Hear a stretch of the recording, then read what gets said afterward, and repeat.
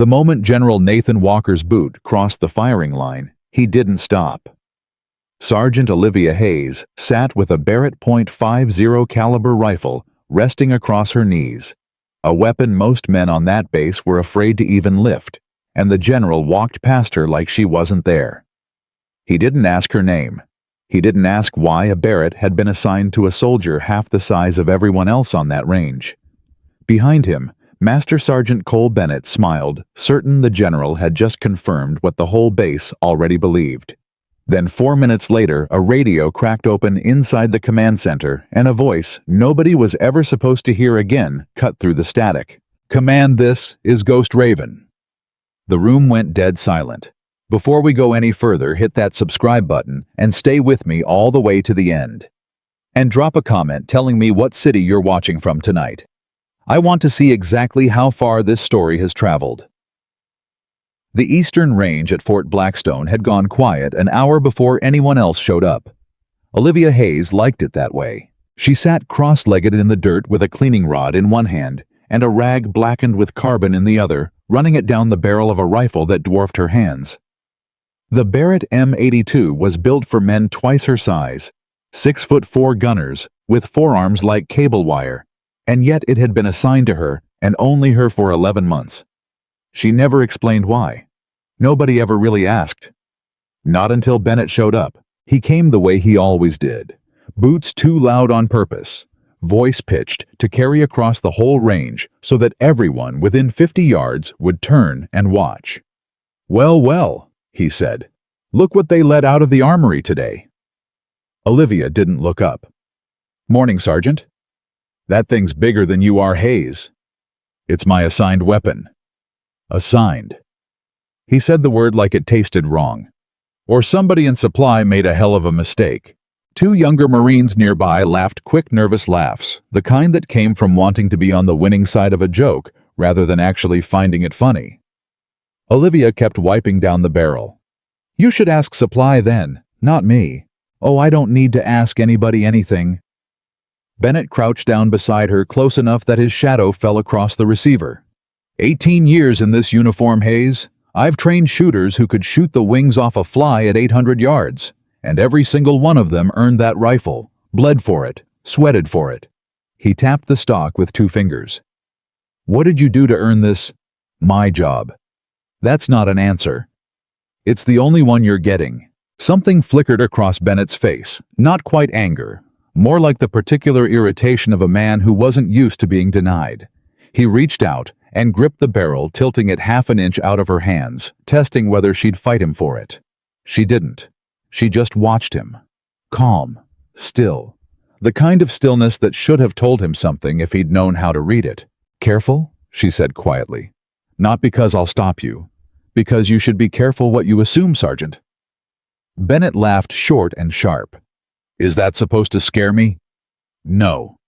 Olivia finally met his eyes. "It's supposed to warn you." For half a second, the range went strange and quiet, like even the desert wind had paused to hear his answer. Then Bennett let go of the barrel, straightened up, and shook his head like he was shaking off a bad joke. "Leave the serious shooting to people who can actually handle recoil like that, sweetheart. Last thing we need is you dislocating a shoulder trying to look tough."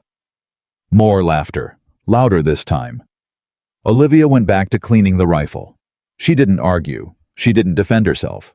Because in 3 years of silence, she had learned something that Bennett, for all his 18 years, had never learned in his entire career. The loudest man in the room is rarely the most dangerous one in it. 20 yards off, a young Marine named Daniel Brooks had watched the whole exchange without saying a word.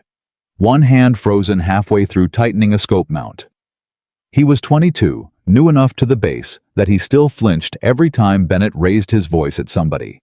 And green enough to think that meant something was wrong with him rather than something wrong with Bennett. He waited until Bennett walked off toward the equipment shed before he came over, crouching next to Olivia, the way you'd approach something you weren't sure was going to bite. "That wasn't fair," he said. "A lot of things aren't." "He talks to you like that every day." "Most days." Daniel frowned, glancing toward the shed where Bennett had disappeared. "Why don't you say something? Report it." Olivia set the cleaning rod down and looked at him. really looked the way she rarely looked at anybody. Because reporting it means explaining who I am, and I can't do that. What does that mean? She almost answered. For one heartbeat, something moved behind her eyes, a door creaking an inch open, and Daniel actually leaned in, certain she was about to tell him something real. Then she shut it. It means mind your own business, Brooks, she said, but there was no heat in it. Almost gentle, almost an apology. Daniel sat back on his heels, unsatisfied, but smart enough not to push. He'd learned that much about Sergeant Hayes in the 2 months he'd known her. Pushing never got you anywhere. She gave what she wanted to give when she wanted to give it, and not 1 second before. You're good, though, he said instead. Better than good. I've seen your groupings on the 2,000-yard line. Nobody else on this base shoots like that. According to who? According to the range log. Something in her face changed. Not fear, not quite, more like the flicker of someone remembering a door they thought they'd locked. Records disappear, Brooks. What's that supposed to mean? She didn't answer, because 3 years earlier, an entire career had been erased with a stroke of a pen in a room she'd never even been allowed into. And she had learned to live with the erasing. What she hadn't learned, not yet, was how to live with people almost finding out. By mid-morning, word had already spread across the base that Fort Blackstone was getting a visitor, and not just any visitor. General Nathan Walker, 4 stars. A reputation carved out of 2 decades of decisions nobody else wanted to make. The kind of commander who didn't care how good your paperwork looked, he cared whether your soldiers survived contact. Word was, he'd once relieved a full colonel of command in front of an entire battalion for falsifying readiness reports right there on the spot. No closed-door meeting, no warning. Nobody wanted to be that colonel. In the barracks, soldiers scrambled to shine boots that were already shined. Equipment got double-checked. Bennett walked the ranges like a man inspecting his own kingdom before the king arrived, snapping at anyone whose gear wasn't squared away. He found Olivia still at her station, the Barrett broken down for cleaning parts laid out with obsessive precision on a cloth. You're going to want to look sharp today, Hayes, he said, not quite meeting her eyes. Walker doesn't miss things. I'm not planning to hide. Good, because that thing, he nodded at the disassembled rifle, is going to raise questions, and I'd hate for the general's first impression of you to be that's the girl playing with a man's weapon. Olivia's hands didn't stop moving. You'd hate that, or you're hoping for it. Bennett smiled thinly and walked away without answering, which was its own kind of answer. The convoy arrived a little after 11 3-armored SUVs rolling through the main gate in tight formation, kicking up a wall of dust that the whole base seemed to hold its breath through. Every soldier at Fort Blackstone had heard the stories. How Walker had once stopped an entire live-fire exercise because a single soldier's rifle sling was frayed. How he'd walked an 11-mile perimeter on foot in full gear just to see what his soldiers actually experienced instead of trusting a report. How he trusted results, and only results, and treated excuses like something contagious he refused to let near him. When he stepped out of the lead vehicle, the entire base seemed to straighten by half an inch, all at once like a held breath given shape. He moved fast. Efficient. No wasted motion, no wasted words. He checked weapons racks and found 2 rifles improperly stored. A lieutenant went pale and started stammering an explanation. Walker didn't wait to hear. He checked vehicle maintenance logs and caught a discrepancy in fuel records that made a supply sergeant's stomach visibly drop. He asked one junior corporal to explain in detail the maximum effective range of his own rifle, and when the kid hesitated for even half a second, Walker moved on without comment, which somehow felt worse than if he'd yelled. By the time he reached the eastern range, the entire chain of command trailing behind him looked like men walking toward a final exam they hadn't studied for. Bennett stepped forward. First, spine-straight voice pitched perfectly for a general's ears. Sir, Eastern Firing Range, primary marksmanship training area. Walker nodded once, scanning the line of shooting positions. His eyes moved past soldier after soldier, checking stances, checking gear, checking the small details that separated a disciplined unit from a sloppy one. And then his eyes landed on Olivia, a young sergeant, sitting alone. A Barrett .50 laid across a cleaning mat in front of her, half reassembled, every part gleaming. For 1 second, one single second, something in Walker's expression paused. Daniel, standing 20 feet away, pretending to inventory ammunition crates, held his breath. This is it, he thought. He's going to ask. "Sergeant," Walker said. That was all. He kept walking. No question about the rifle. No question about why a Barrett had been assigned to her. No acknowledgement at all beyond a single word tossed over his shoulder, like a coin he didn't think was worth picking back up. Bennett's mouth twitched, the beginning of a smile he was trying not to let anyone see. Daniel felt something hot rise in his chest, something close to anger on someone else's behalf. Olivia didn't react.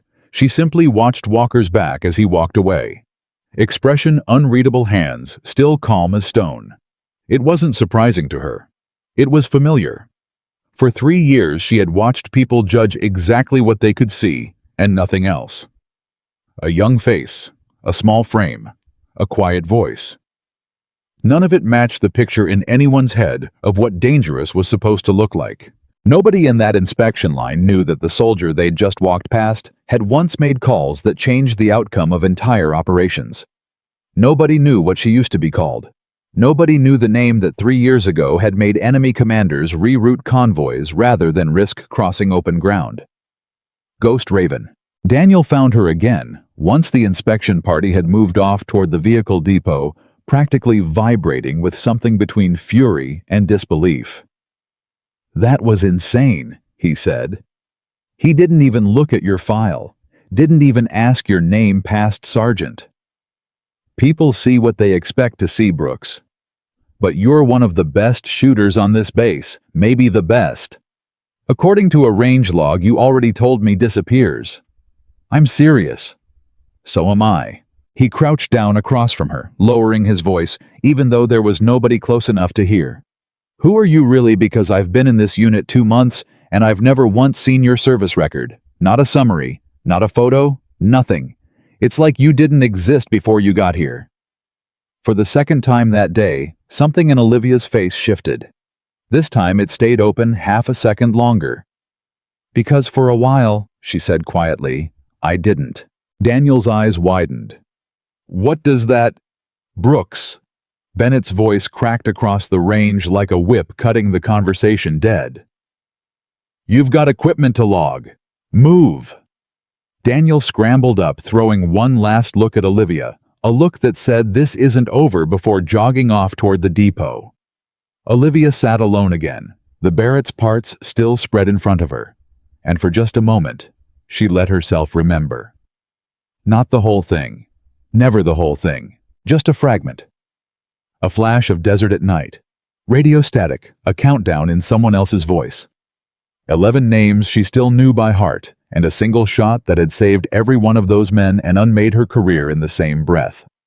She closed her eyes, opened them, put the memory away exactly like she'd learned to, and kept assembling the rifle. What Olivia didn't know, what nobody on the range knew, was that 400 yards away inside the administrative building, a young clerk named Private First Class Reyes was quietly discovering something that was about to make the entire base a great deal more interesting.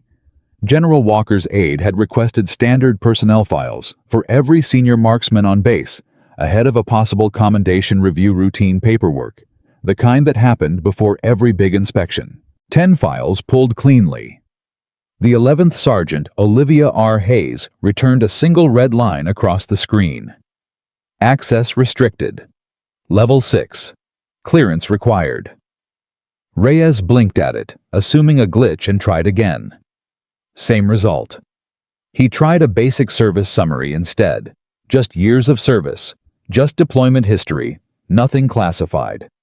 Record sealed. Authorization, Department of Defense, Special Operations Command. Query logged. Query logged.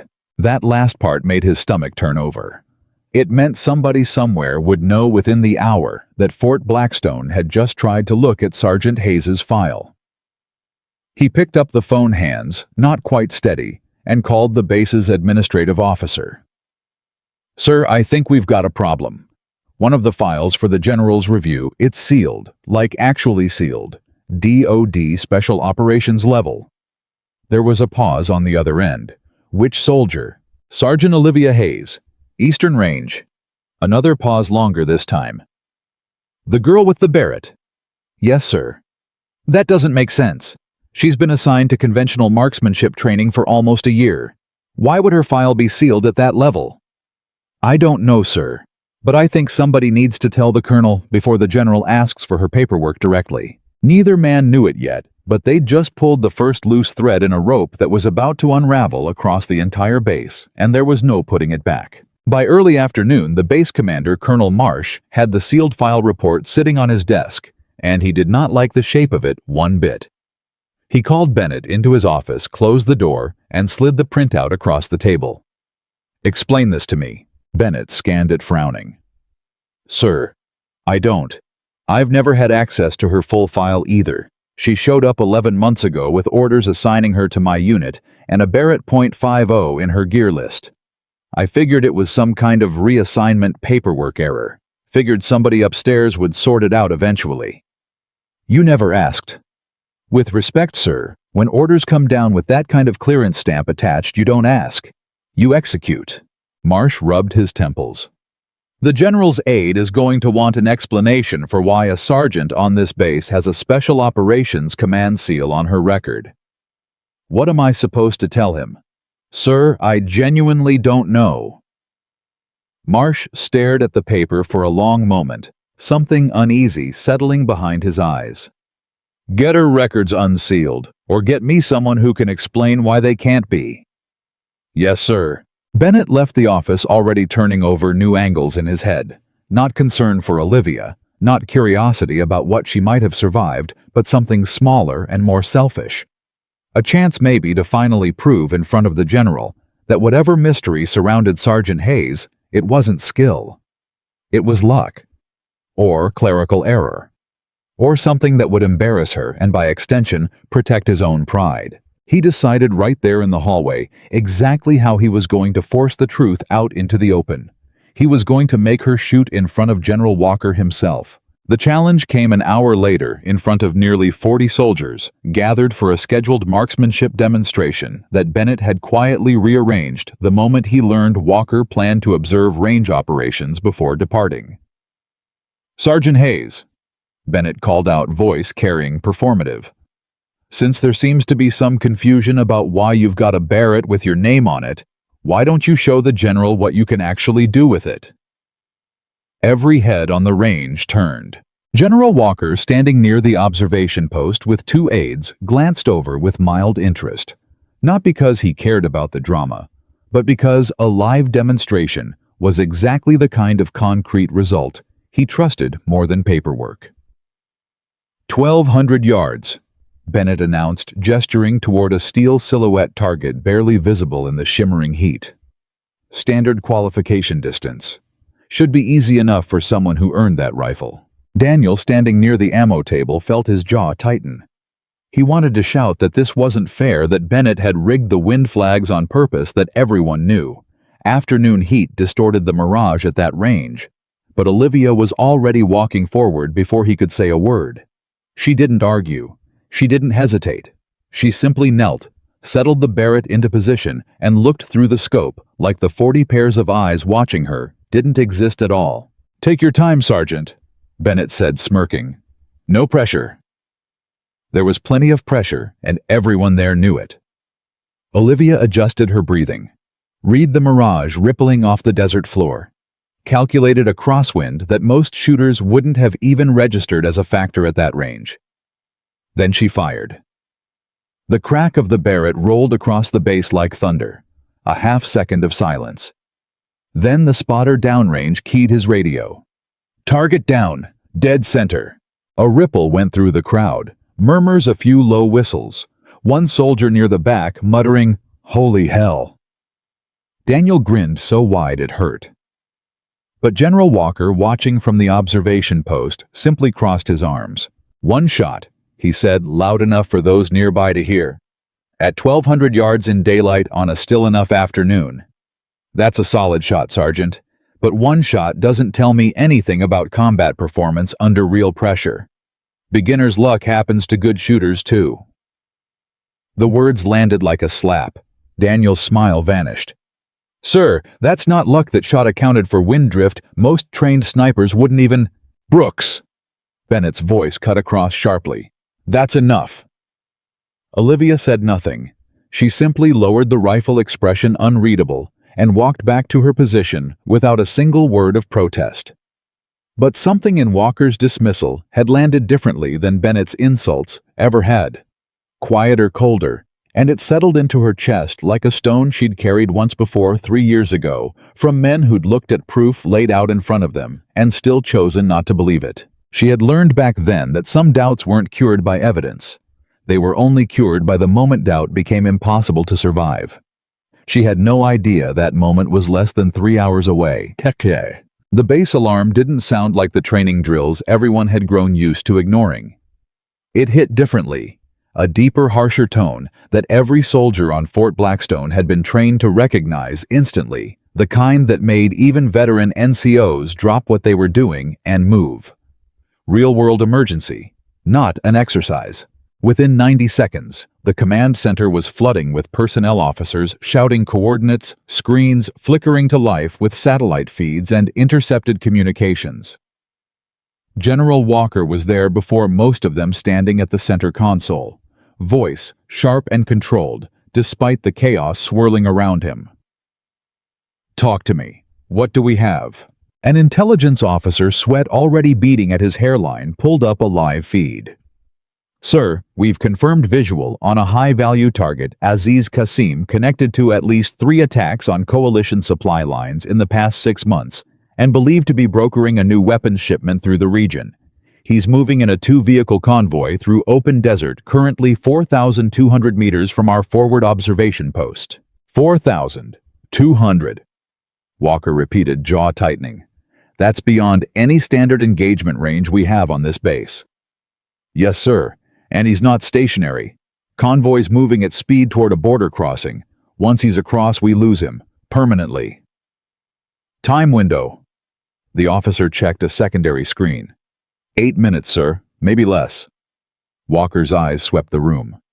Get me every qualified long-range shooter on this base. Now. Within minutes, 3 of the base's most experienced snipers stood at the console, studying the same feed, the same numbers, the same impossible math. The first one shook his head almost immediately.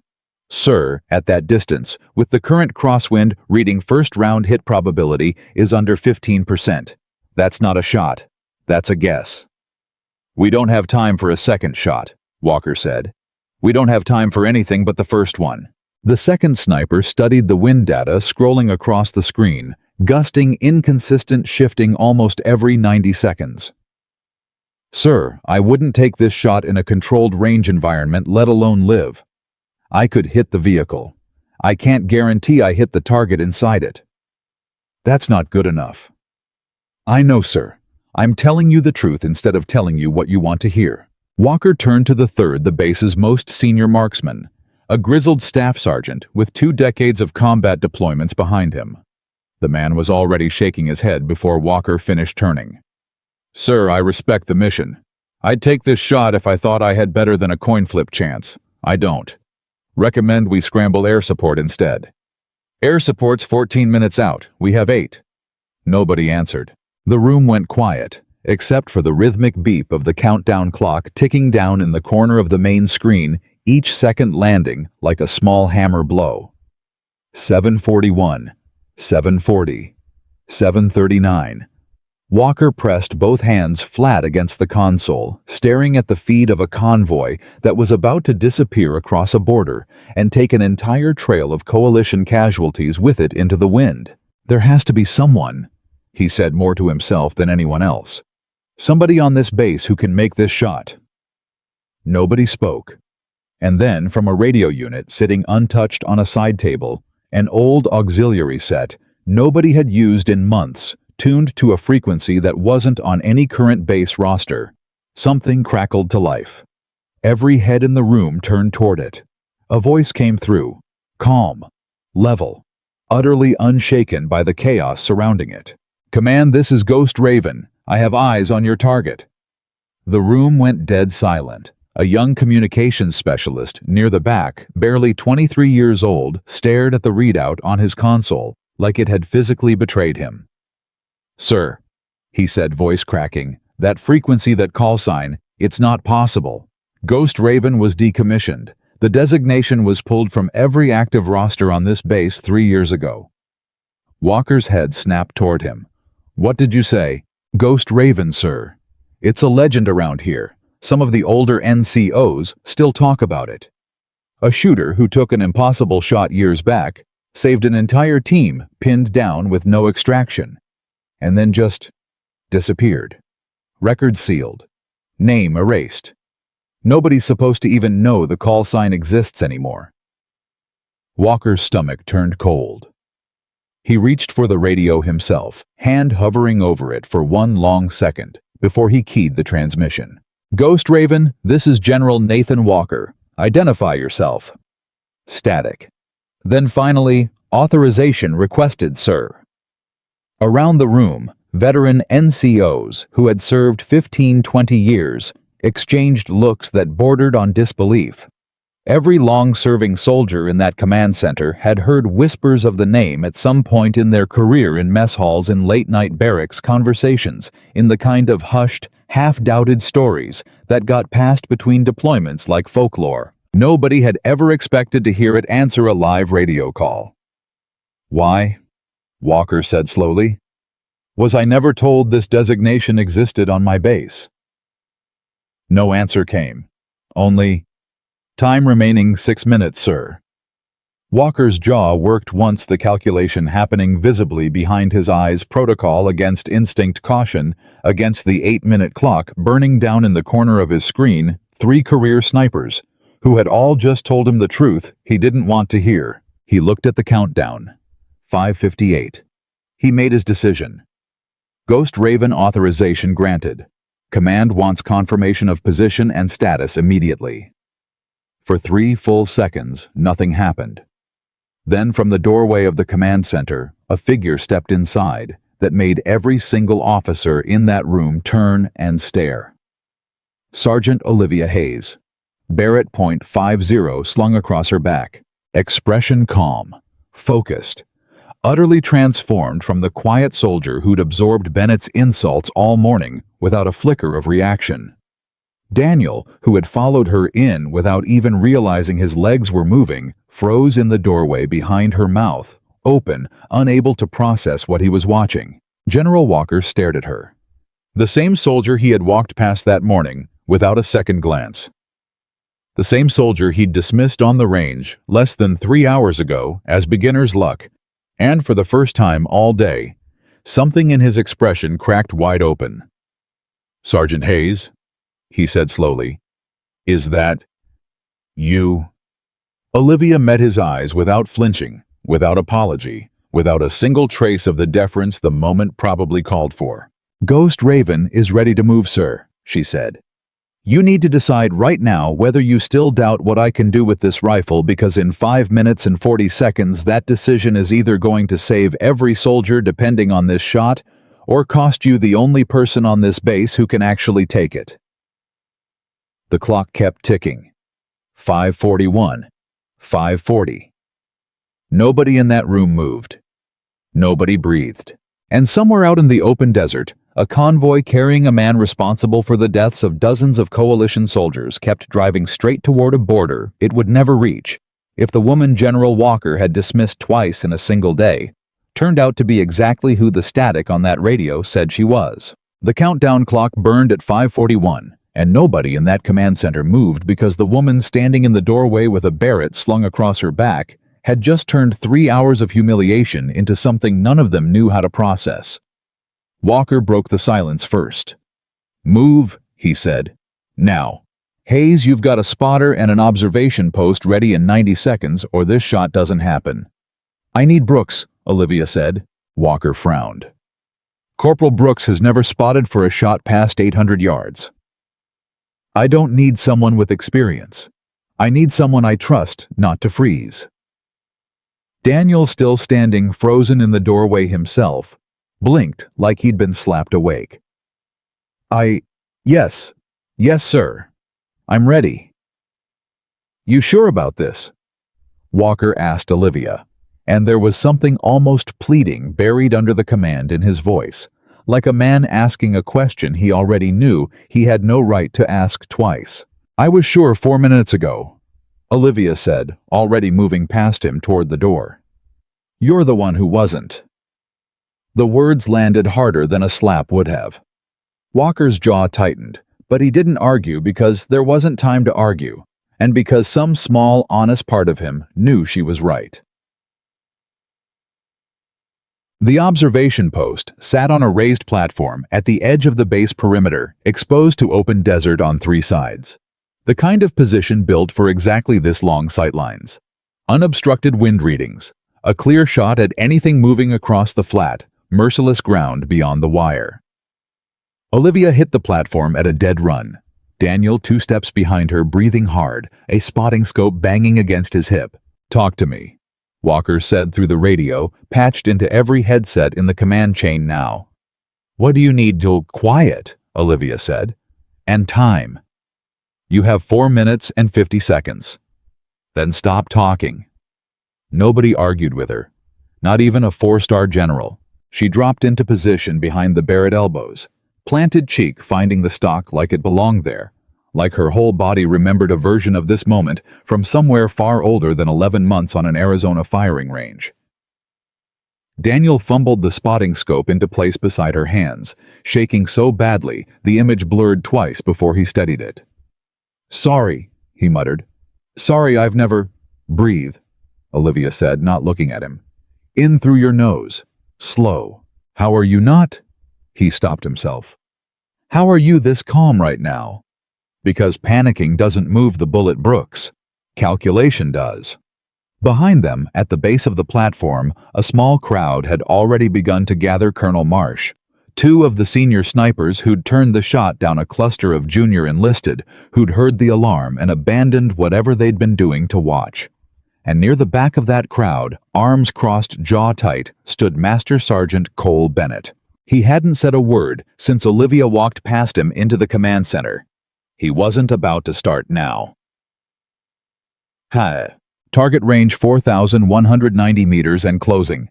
A voice crackled through the radio, the drone operator feeding live data from an aircraft circling silently above the convoy. Speed 68 kilometers per hour. Convoy's picking up pace, General. They know something's wrong. Walker's voice tight. How do they know? Unknown, sir. Possibly radio chatter. Possibly they spotted the drone. Olivia's jaw flexed, the only sign that the new information had registered at all. Brooks? Wind? Daniel squinted through the scope at the heat mirage rippling off the desert floor between them and the target. I don't know how to read that, Sergeant. I've never trained on mirage boil at this. Then learn in the next 30 seconds because I can't watch the target and the wind at the same time. He swallowed hard, forcing his voice to steady. Mirage is boiling straight up near us. Angled left about 400 meters out. Left to right or right to left? Left to right, I think. Maybe 8-10 miles an hour. Not enough, Olivia murmured almost to herself. There's a second layer out past 600 meters. Different speed, different direction. How can you tell that from here? Because I've been wrong about wind before, Brooks, and it cost people I loved. Daniel didn't ask what that meant. Something in her voice told him not to. 3 minutes 40. The radio crackled. General, I need to remind you, if this shot misses, we lose all element of surprise. Target will be across the border in under 2 minutes after that. There will not be a second attempt. Understood? Walker said, and for the first time all day, his voice carried something other than command-issued certainty. It carried doubt. Real doubt, the kind that came from betting an operation, and possibly lives on a soldier he had personally dismissed as beginner's luck 3 hours earlier. He keyed the radio again, quieter this time, meant only for the observation platform. Hayes, talk to me. Confidence level. Olivia didn't answer right away. She was watching the convoy's dust trail through the scope, watching the way the lead vehicle's angle shifted almost imperceptibly every few seconds as the driver adjusted for terrain nobody else could see from 4,000 meters out.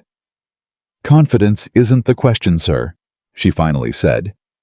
"The question is whether you're going to second-guess me again in the middle of the shot window, because that's the only thing that's actually going to get somebody killed today." Silence on the other end. Then, "Take the shot when you're ready. Sergeant, I won't interrupt again." Bennett, listening from the ground below the platform, shifted his weight arms still crossed, something unreadable moving behind his eyes. Whatever he'd expected from this day, it hadn't been watching a general apologize in his own clipped way to the soldier he'd spent all morning helping him humiliate. 3 minutes, the radio called out. "Target beginning evasive lateral movement. Repeat target vehicle is weaving." Daniel's breath caught. "That's not good, right? They're trying to throw off a shot." "They don't know we have a shot," Olivia said. "They're avoiding potholes. Desert road, not a highway. Don't panic on information you don't understand yet." Right, okay." He forced himself to refocus through the scope hands, steadying slightly now, some strange calm bleeding over from her into him despite the chaos in his chest. Wind's shifting again. That second layer it's picking up. Maybe 15 now. "I see it." Olivia's fingers made a series of small, precise adjustments, dial clicks, so minute Daniel almost missed them, each one, representing a calculation running somewhere behind her eyes, faster than he could follow. Down on the ground, one of the senior snipers who'd refused the shot earlier, a staff sergeant named Owens, 22 years in, turned to the man beside him and muttered low enough that he thought nobody else could hear. "She's compensating for a wind layer I can't even see from here. If she's wrong about that second gust, this shot goes into the dirt 15 feet short." "You think she's wrong?" Owens didn't answer for a long moment. "I think," he finally said, "I've never seen anybody read conditions like that, not in 22 years. "Boy, 2 minutes 30, the radio called. "General recommend abort. Probability of successful engagement has dropped with the vehicle's evasive movement. We are entering unacceptable risk territory for civilian—" "There are no civilians in that convoy," Walker cut in. "Confirmed hostile personnel only." "Confirmed, sir. But at this range, with target moving unpredictably, collateral risk to surrounding terrain." "Noted. Hayes, do you have the shot or not?" Olivia's voice came back flat, controlled, utterly unshaken. "I'll have it in the next 90 seconds. Stop feeding me abort recommendations and let me work." Marsh, standing near the base of the platform, turned to Walker's aide with a look of barely restrained disbelief. "Is she really talking to a 4-star like that?" "Apparently," the aide muttered. "The 4-star's letting her." Then, without warning, the drone feed stuttered. "Command, we've got interference." The operator's voice cracked through sudden urgency, replacing the clipped professionalism of moments before.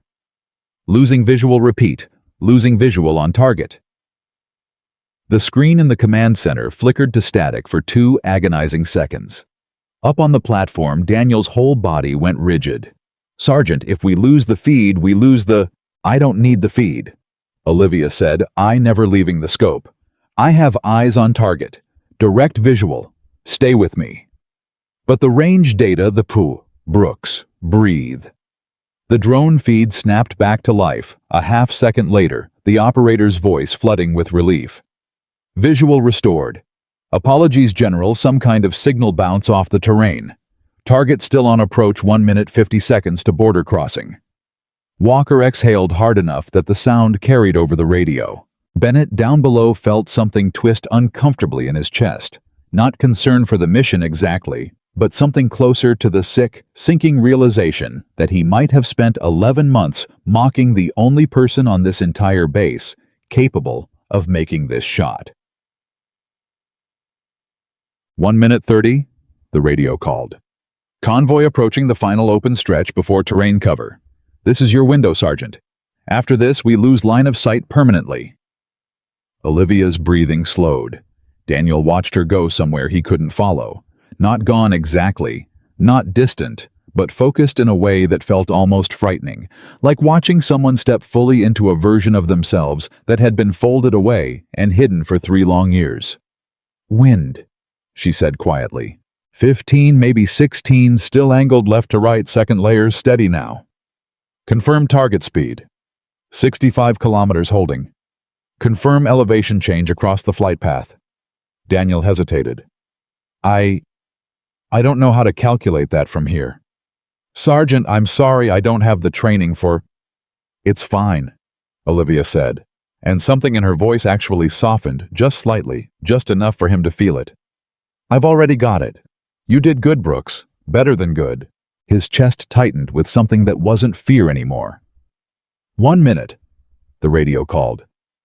Olivia's finger found the trigger guard resting light patient, utterly still. 45 seconds. Down below, Bennett found himself holding his breath without meaning to. Beside him, Owens, the sniper who'd turned the shot down himself less than 15 minutes earlier, was doing the exact same thing. 30 seconds. Walker's voice came through one final time, quiet now, almost private despite the open channel. Ghost Raven, whatever happens in the next 30 seconds, I owe you an apology I should have given you this morning. Olivia didn't answer. She didn't need to. 15 seconds. The desert seemed to hold its breath along with every soldier watching. 10. Daniel's hand tightened around the spotting scope. 5.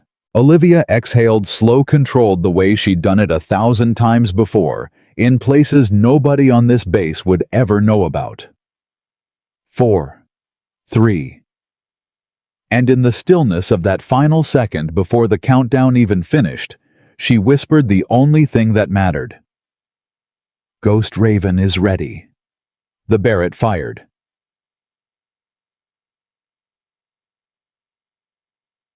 The sound rolled across Fort Blackstone like something physical, a wave of pressure that rattled equipment racks 400 yards away and sent a flock of desert birds exploding off the perimeter fence.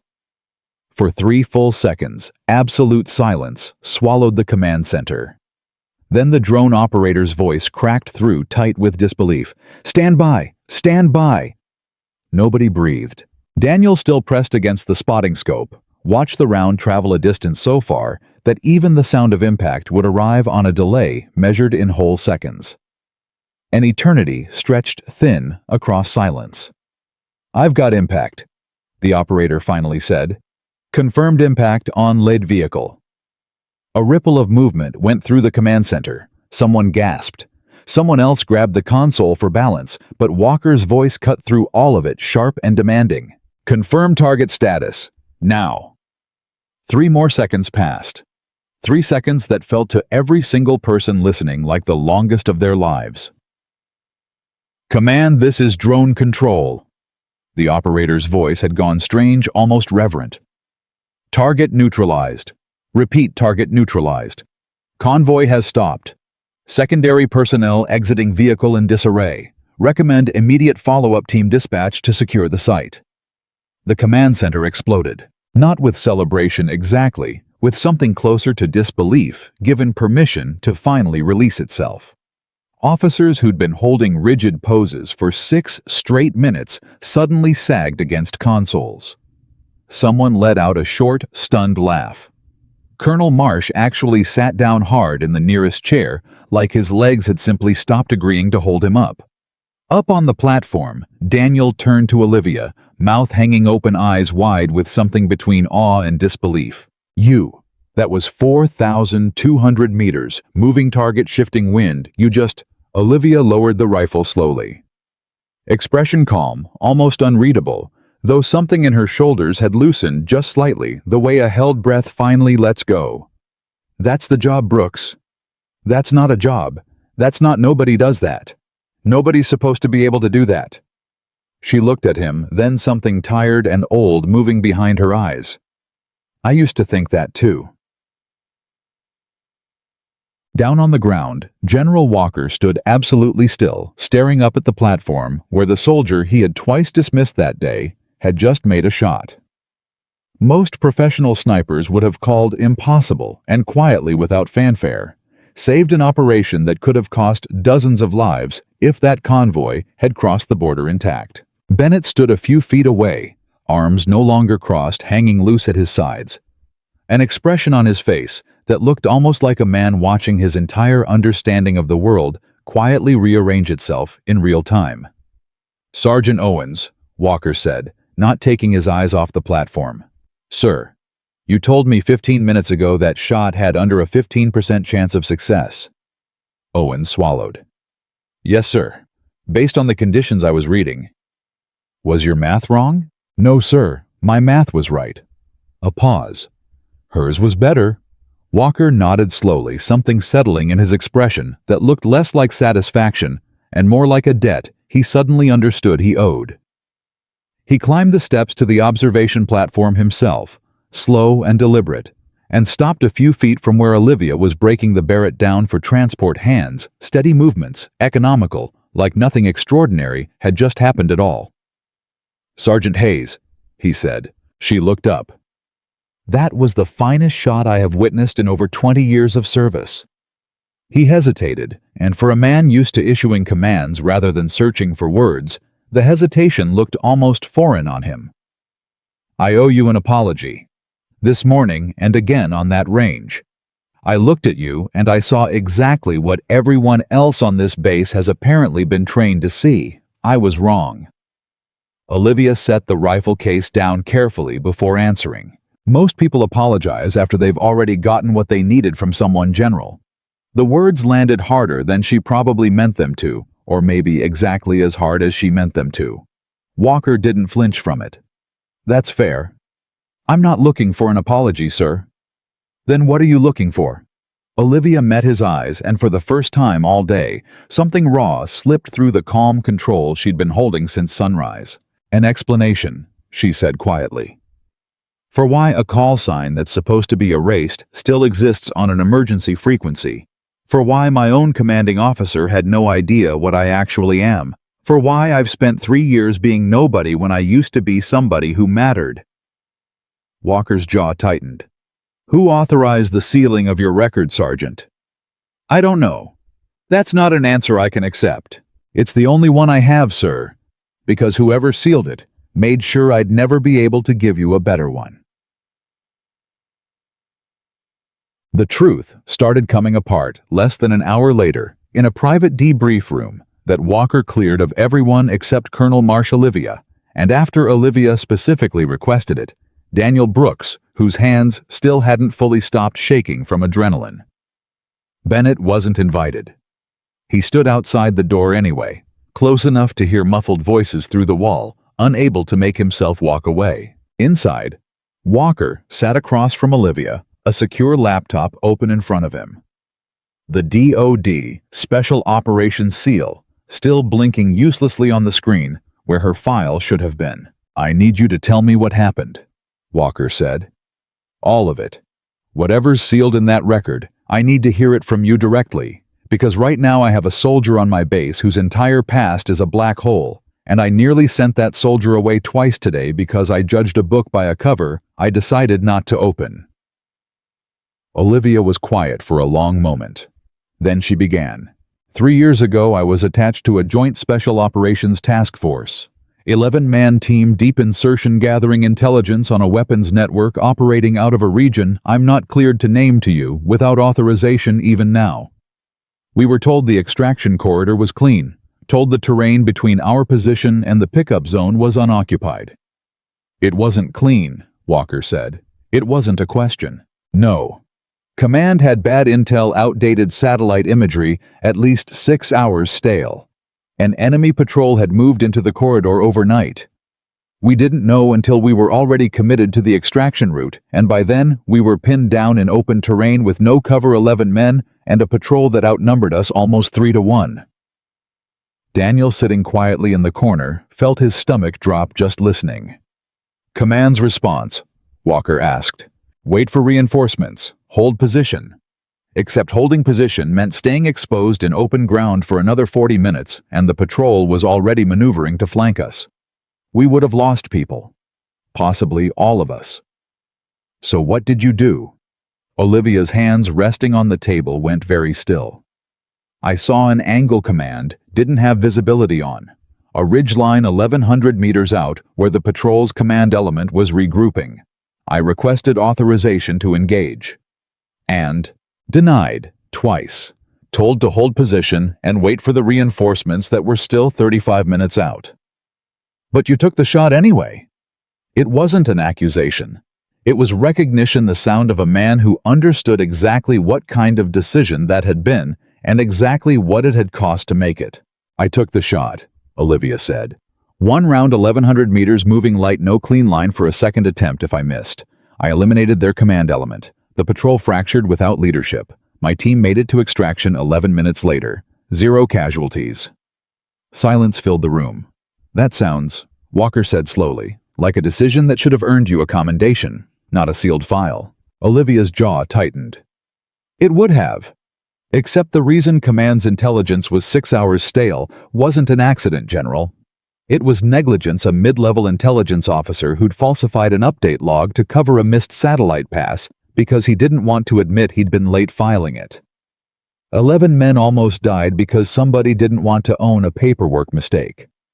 Walker's expression went very cold. And when that came out, it didn't come out, not the way it should have. Because exposing the intelligence failure meant exposing the officer responsible, and that officer had connections that reached higher than anyone wanted to deal with in the middle of an active operational theater. So instead of investigating the failure command, investigated me. Unauthorized engagement. Disobeying a direct order to hold position. They built a case that made my decision look reckless instead of necessary. That's not what happened, though, Daniel said quietly, unable to stop himself. You saved 11 men. Doesn't matter. Olivia said something flat and exhausted in her voice now. What mattered was that 11 men going home alive was less convenient than one officer's failure disappearing quietly. So they made a deal. My record got sealed instead of destroyed, buried not burned, because somebody with a conscience above me refused to let them erase me completely. My call sign got scrubbed from every active roster. I got reassigned somewhere nobody would ask questions, given a cover story thin enough that anyone who actually dug would find nothing but locked doors. And the Barrett? Walker asked. For the first time, something like a real tired smile crossed Olivia's face. That was the one thing they couldn't quite justify taking away. Whoever wrote my reassignment orders left the weapon designation intact, maybe an oversight. Maybe somebody's small act of mercy buried in the paperwork. I've never known which. Walker sat back, slowly processing everything, the weight of it settling visibly across his shoulders. Who else knew? He asked. Who else knew Ghost Raven still existed, still active, sitting on a training range in Arizona for 11 months? Nobody, Olivia said. That frequency I answered on today, it wasn't supposed to still work. It was decommissioned with the rest of my file. I don't know why it activated. I don't know why the system routed your emergency call through a channel that's supposed to be dead. Walker's eyes narrowed slightly, something calculating moving behind them now. That's not a coincidence I'm comfortable with, Sergeant. Neither am I, sir. So, outside the door, Bennett had gone pale, listening to pieces of it filter through the wall, enough fragments to understand the shape of what he'd spent 11 months mocking without ever once asking a real question. He thought about every insult, every laugh he'd encouraged from soldiers who looked up to him, every moment he'd chosen easy cruelty over basic curiosity. She saved 11 men, and they punished her for it, he thought. And I spent a year punishing her for the same thing all over again. He didn't go inside. He wasn't sure he'd earned the right yet. Back inside the room, Walker closed the laptop slowly, something decided and hard settling into his expression. I'm going to restore your record, Sergeant, officially. Your service, your actions, your call sign, all of it back on paper, back in the system, where it should have been for 3 years. That won't be simple, Olivia said. Whoever buried this the first time isn't going to enjoy watching it come back up. I don't particularly care what they enjoy. You should, Olivia said quietly. Because the same people who buried my record are still out there, General. Still ranked. Still trusted. And the moment my name resurfaces with any kind of attention attached to it, they're going to want to know exactly how much I remember and exactly who I've told." Walker's expression didn't waver. "Then we do it carefully, but we do it." Before Olivia could respond, the door opened without a knock. Walker's aide, breathless face tight with urgency. "Sir, I'm sorry to interrupt. There's a call coming in on the secure line. Priority override." He hesitated, glancing at Olivia, like he wasn't sure he should say the rest in front of her. "It's Special Operations Command, sir. They're asking specifically about a call sign that activated on this base's frequency 40 minutes ago." The room went very still. Olivia's eyes met Walker's, something sharp and wary passing between them. "That's fast," she said quietly. "Faster than any routine flag should move." Walker stood slowly, jaw tight. "Which means somebody up that chain has been watching for that exact call sign to reappear for a very long time." The aide swallowed.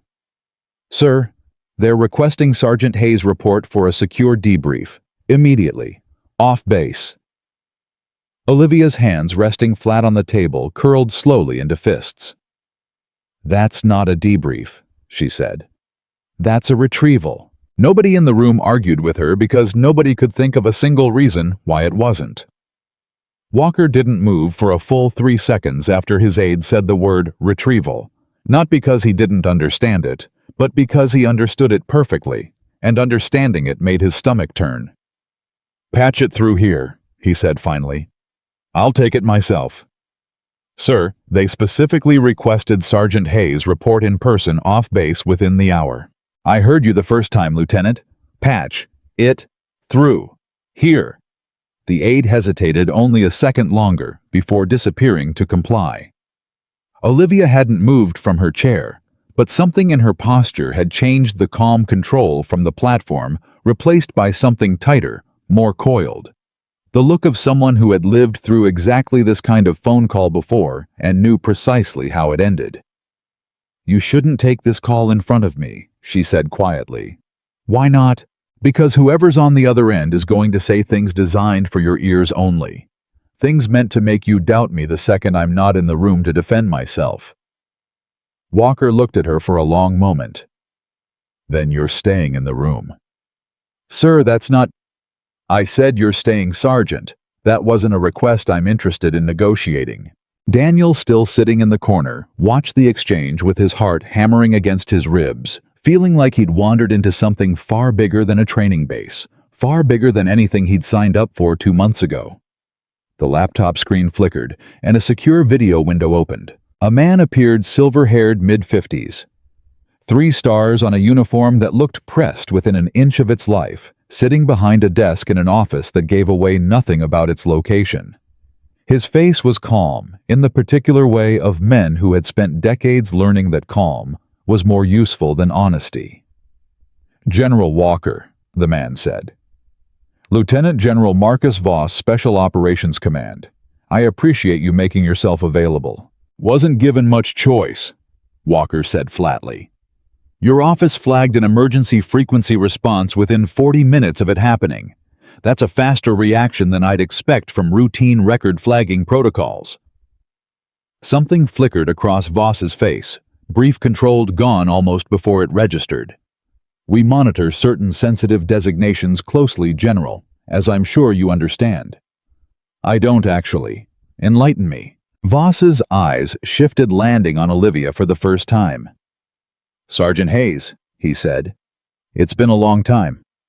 Olivia's expression didn't change at all. 3 years, 1 month, and 11 days, sir. Not that I've been counting." Something tightened around Voss's mouth. "I understand you had an eventful afternoon." "I saved a targeting operation your intelligence people apparently couldn't handle themselves." "Yes," Voss said. "We're aware, which is precisely why this call needs to happen quickly and quietly. Your reactivation on that frequency has created complications. Ones I'd like to resolve before they escalate further." Walker leaned forward. "What kind of complications exactly?" "With respect, General, that information is above your clearance level." "She's on my base," Walker said, voice hardening. "Under my command. If there's a complication involving one of my soldiers, I have every right to know what it is." She was never really your soldier general. Not in any way that matters. She was placed at Fort Blackstone as part of a classification arrangement that predates your assignment there. That arrangement is still active, and it requires her immediate transfer for a secure debrief. To where? That's not something I'm able to disclose over this channel. Olivia's hands resting on the table curled slowly into fists again. It's not a debrief, General Walker. I told you that already. Voss's eyes cut sharply to her. Sergeant, I'd advise you to let the adults handle this conversation. The room went ice cold. Daniel actually flinched at the tone, but Olivia didn't so much as blink. With respect, sir. She said each word measured and precise. The last time somebody with 3 stars told me to let the adults handle a conversation about my own life, I lost 3 years of it. So forgive me if I'm not particularly interested in repeating that experience quietly. Voss's jaw tightened, and for one brief second, the polished control slipped just enough to show something underneath irritation maybe, or something closer to alarm. Sergeant Hayes, he said, voice cooling further. You signed documents 3 years ago. Documents that came with obligations. Silence being one of them. I signed documents, Olivia said, under conditions I wasn't given a choice about, drafted by people protecting a failure that got 11 men nearly killed. If you'd like to discuss the legality of those documents in front of General Walker, I'm more than happy to. Walker's eyes sharpened, swinging back to Voss. What documents? Classified, Voss said quickly. Too quickly. General Voss, Walker said. And something in his tone had shifted, now gone flat and dangerous in a way that made even Daniel sit up straighter. I just watched this sergeant make a 4,200-meter shot that saved an active operation less than 2 hours ago.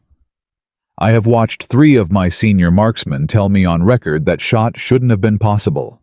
And now I'm hearing that 3 years ago, this same soldier made a decision that saved 11 American lives, and instead of a commendation, she got a sealed file and a threat wrapped in legal paperwork. Correct me if I'm wrong about any of that. Voss said nothing. I'm not wrong, Walker said. Am I? The silence on the other end of the call stretched long enough that even the aide standing near the door shifted uncomfortably. General Walker, Voss finally said, voice carefully neutral again. I understand this looks troubling from where you're sitting. But there are operational security concerns at play here that go beyond what happened 3 years ago. Sergeant Hayes possesses knowledge that if it became public or fell into the wrong hands could compromise ongoing intelligence relationships. That is the reason for the debrief, nothing more. Then let it happen here, Walker said, on my base, in a secure room with proper documentation and with me present. That's not how this works. Then explain to me how this works, General, because from where I'm sitting it looks a great deal like somebody wants to quietly disappear a soldier before she can talk to anyone who might ask uncomfortable questions about a 3-year-old cover-up. Voss's expression finally cracked all the way open, not into anger, but into something colder, more careful, a man recalculating his approach in real time. That's a serious accusation, General. It's an observation. Prove me wrong. For a long moment, nobody spoke. The screen held Voss's carefully neutral face, and everyone in that room understood they were watching a man decide how much truth he could afford to release without losing control of the situation entirely. Fine, Voss said finally. I'll be direct since apparently subtlety isn't working. 3 years ago, an intelligence failure nearly cost 11 soldiers their lives. Sergeant Hayes' actions prevented that outcome. But the intelligence failure itself was traced to negligence within a unit under my command at the time. Daniel's breath caught audibly. Olivia's eyes never left the screen. I made a decision, Voss continued, that protecting the operational integrity of an ongoing mission mattered more than public accountability for one officer's mistake. I sealed the incident. I reassigned Sergeant Hayes somewhere she could continue serving without becoming a liability to that mission's continuity. You mean somewhere she could disappear, Walker said. I mean somewhere she could be protected. From what? Voss hesitated. From people who might have wanted to ask her exactly what she saw that night. People connected to the officer whose negligence caused the failure in the first place. People who 3 years later are still operating in positions of influence I have not yet been able to remove them from. The room went very still. Olivia's expression shifted for the first time. Not fear exactly, but something close to it, a recalculation happening behind her eyes. You're telling me, she said slowly, that the reason my life got erased wasn't just to cover an embarrassment, it was because somebody thought I was in danger. Partially, Voss admitted, and partially because covering my own failure to catch that officer's negligence sooner was, I'll admit, a factor I'm not proud of. Both things can be true, Sergeant. I made an imperfect decision under pressure, and I have spent 3 years trying to quietly correct the parts of it I could without exposing you to further risk. That's not what it felt like, Olivia said, voice low and hard. It felt like being erased. It felt like being punished for doing my job. I understand that, and I'm sorry for the way it was handled. But right now this afternoon, your call sign resurfacing on an active frequency has put you back on a radar I have spent 3 years trying to keep you off of. That is the actual emergency. Not paperwork, not accountability, your safety. Walker studied the screen for a long moment, something working behind his eyes. Who, he said slowly, is the officer responsible for the original intelligence failure? Voss's jaw tightened. That's not relevant to... It's entirely relevant. If Sergeant Hayes is genuinely at risk because of someone connected to that failure, I need a name, or none of what you've just told me is worth anything more than the last version of the story. Voss said nothing for a long beat. Colonel Adrian Reyes, he finally said. Daniel made a small, sharp sound in the back of his throat. Every head in the room turned toward him. Brooks, Walker said. You know that name? Daniel's face had gone pale. There's a Reyes on this base, sir. Private first class. He's the one who first flagged Sergeant Hayes's file this morning during the personnel pull for your review. The room went utterly silent. Olivia's eyes snapped to Walker. That's not a coincidence. No? Walker said slowly. It isn't. Voss leaned forward on the screen, his composed exterior slipping further. What's the relation? Is this a family connection? I don't know yet, Walker said, but I intend to find out in the next 10 minutes. He turned to the aide standing near the door. Get me PFC Reyes, now. And pull whatever personnel connection exists between him and a Colonel Adrian Reyes in the last known SOCOM database before it was sealed. The aide bolted from the room. Voss's expression had gone carefully blank, the kind of blankness that told Olivia, who had spent years reading exactly this kind of face across negotiation tables and command briefings, that whatever was about to surface Voss hadn't seen it coming either. General Walker, Voss said, voice tightening. I would strongly caution against pursuing this line of inquiry without proper, with respect, General Voss. Walker cut in. You've spent 3 years protecting a story that nearly cost me a soldier's career and possibly her life today, and you're currently on a call demanding I hand her over within the hour for reasons you've admitted are only partially about her safety. I think I've earned the right to pursue whatever line of inquiry I want. The call went silent on the other end.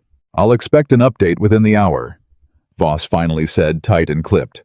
Sergeant Hayes does not leave that base without proper authorization, and neither do you make any public statement about this matter until I've had a chance to assess what's actually happening there.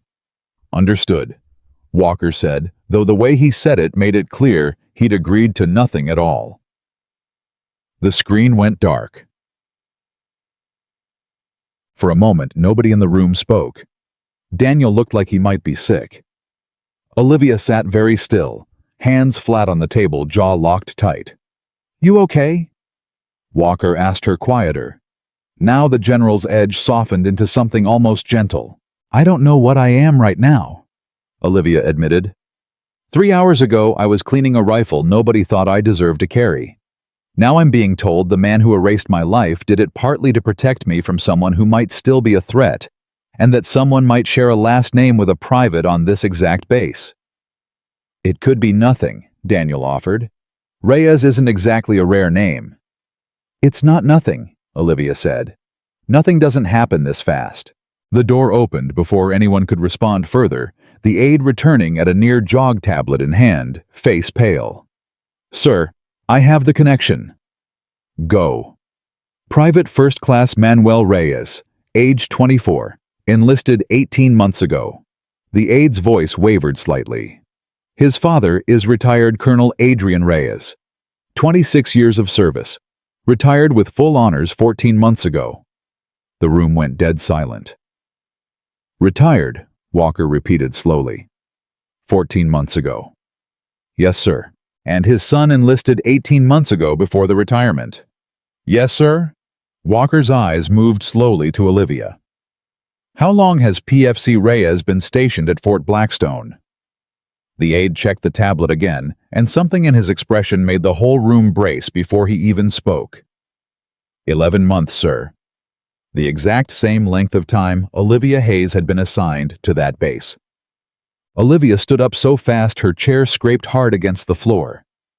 That's not a coincidence, she said, voice tight. That's placement.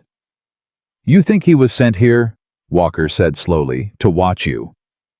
I think, Olivia said, that 11 months ago, somebody decided it was worth having eyes close to me. And this morning, when his own son pulled my file during a routine records check, it triggered exactly the kind of attention Voss claims he's been trying to avoid for 3 years. Daniel's face had drained of all color. I need to tell you something, he said quietly. Reyes and I were friendly. Not close, but we talk sometimes in the mess hall. He mentioned something a few weeks ago that I didn't think anything of at the time. What did he say? Walker asked. He said his dad used to tell him stories about a mission that went sideways, about a shooter who saved his team and then just vanished afterward. He said his dad always seemed bothered by it, like he felt guilty about something but never said what. Olivia's breath caught. Guilty, she repeated. Not angry, not threatened. Guilty. That doesn't sound like a man trying to silence a witness, Walker said slowly. That sounds like a man who spent 3 years living with what he did. We need to talk to Reyes, Olivia said. The son, now. Agreed, Walker said, already moving toward the door.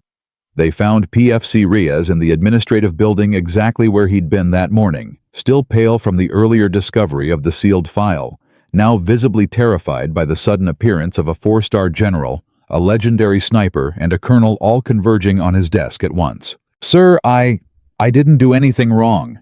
I just ran a standard pull for the commendation review. I swear I didn't know the file was... Nobody's accusing you of anything, Walker said, holding up a hand. We need to ask you about your father. Reyes blinked confusion, replacing fear for a moment. My dad. What does he have to do with any of this? Colonel Adrian Reyes, Olivia said, stepping forward. Does that name mean anything to you beyond family? That's my dad's name, yeah. He retired last year. Why? Did he ever request your assignment here? Walker asked. To Fort Blackstone specifically. Reyes hesitated, something shifting behind his eyes. I mean, not exactly request, but he did mention this base a few times before I enlisted. Said it was a good posting, good training environment. I figured he was just trying to be helpful, giving me advice, you know. Dads do that. Did he ever mention a name? Olivia said slowly, carefully. Ghost Raven. Did he ever say that to you? Reyes went very still. How do you know about that? He asked quietly. The room seemed to hold its breath. Because that's me, Olivia said. Reyes stared at her for a long moment, something complicated moving across his face. Recognition, disbelief, and underneath it all, something that looked almost like relief.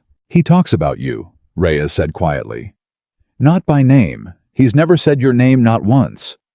But there's a story he tells sometimes late at night when he's had a few drinks and doesn't think anybody's really listening. About a mission that went wrong because of intelligence he signed off on without double-checking. About a soldier who fixed his mistake with a shot he still calls the best piece of shooting he's ever witnessed in his career. And about what happened to her afterward. "What does he say happened to her?" Walker asked quietly. Reyes's eyes flicked to Olivia, something apologetic in them now. "He says he let them erase her," Reyes said. "Says he had the chance to fight for her to tell the truth about what actually happened that night.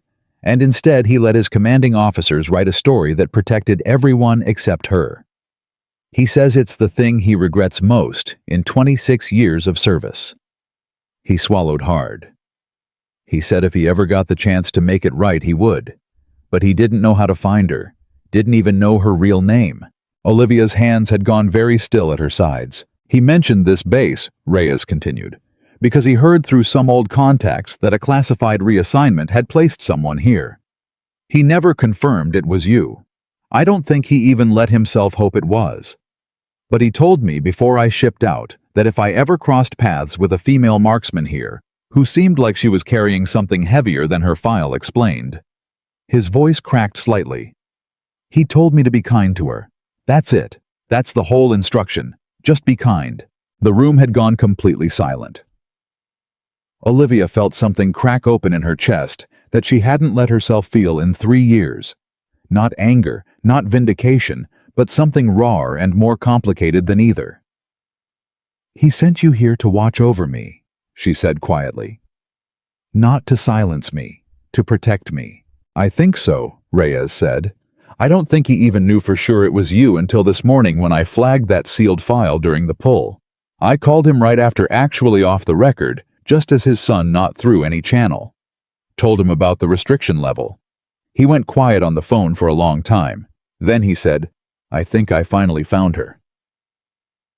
Walker turned slowly toward Olivia, something heavy and complicated settling into his expression. "Sergeant," he said quietly, "I think the man who destroyed your career has spent 3 years trying to figure out how to undo it." Olivia didn't answer right away. She was staring at nothing, processing a version of the last 3 years that looked entirely different from the one she'd carried in her chest every single day since it happened. "That doesn't undo what he did," she finally said, voice tight. "No?" Walker agreed. "It doesn't. But it might mean we have an ally we didn't know we had, someone with first-hand knowledge of exactly how this happened and exactly who else was involved in covering it up." Olivia's jaw tightened. "Voss said there are people still in positions of influence connected to the original failure. People who might still see me as a threat." "Then we need Colonel Reyes to tell us who they are," Walker said. "Before Voss's people arrive to retrieve you, and this conversation disappears into a room none of us will ever be allowed into again." Daniel, still standing near the door, spoke up for the first time in several minutes. "How much time do we actually have?" As if summoned by the question, the aide's radio crackled to life in his hand. "General Walker, sir," a voice said, tight with urgency. "Perimeter Control is reporting an unmarked helicopter requesting emergency landing clearance. Flight plan lists origin as Special Operations Command. ETA to the base, 6 minutes. The room went cold all over again. 6 minutes. Olivia's eyes met Walker's, and neither of them needed to say the word out loud. Retrieval. "They're not waiting for the hour they promised," Olivia said, already moving toward the door. "No," Walker said, following her voice hardening into command again. "They're not." "General," Reyes said, hurrying after them. "My dad, if you can get him on a line before that helicopter lands, he might be able to tell you who else needs to answer for this. He's not active duty anymore. They can't silence him the way they silenced her." "Get him on the phone," Walker snapped at the aide. "Now. Secure line whatever it takes." The aide sprinted ahead toward the command center. Daniel jogged to keep pace with Olivia, breathless. "What happens if that helicopter lands and they try to take you before we get anything from Reyes's father?" Olivia's face had gone hard, the calm control from the shooting platform returning in full force, now sharpened by something colder underneath it. "Then they're going to find out," she said, "that the last time somebody tried to quietly disappear me, it took 3 years and a 4,200-meter shot before anybody noticed I was still standing." Behind them, Bennett fell into step without a word. No argument, no smirk, nothing left of the man who'd mocked her on the range that morning. Just a soldier who understood finally exactly what kind of woman he'd spent 11 months underestimating, and who wasn't about to let her walk toward that helipad without someone standing beside her. The countdown to 6 minutes had already begun, and somewhere above the desert an unmarked aircraft was closing in on Fort Blackstone, with intentions nobody in that command center could fully guarantee were friendly. 6 minutes felt like nothing when Walker started moving, and even less by the time they reached the command center. "Get me eyes on that aircraft," Walker barked, striding through the doors with Olivia half a step behind him. "Transponder flight crew, manifest everything." "Working on it, sir," a technician called back, fingers flying across a keyboard. "Transponder confirms military registration, but the flight crew manifest is coming back restricted. Same clearance wall we hit on Sergeant Hayes' file this morning." "Of course it is," Olivia muttered. The aide who'd gone to reach Colonel Reyes came jogging back in, phone pressed to his ear, face tight with concentration. "Sir, I've got him. Colonel Reyes retired. He's on the line." Walker grabbed the phone without breaking stride. "Colonel Reyes, this is General Nathan Walker, Fort Blackstone. I have your son here, and I have a soldier standing in my command center, whose life your testimony might be able to save in the next 5 minutes. I need you to talk fast and talk straight."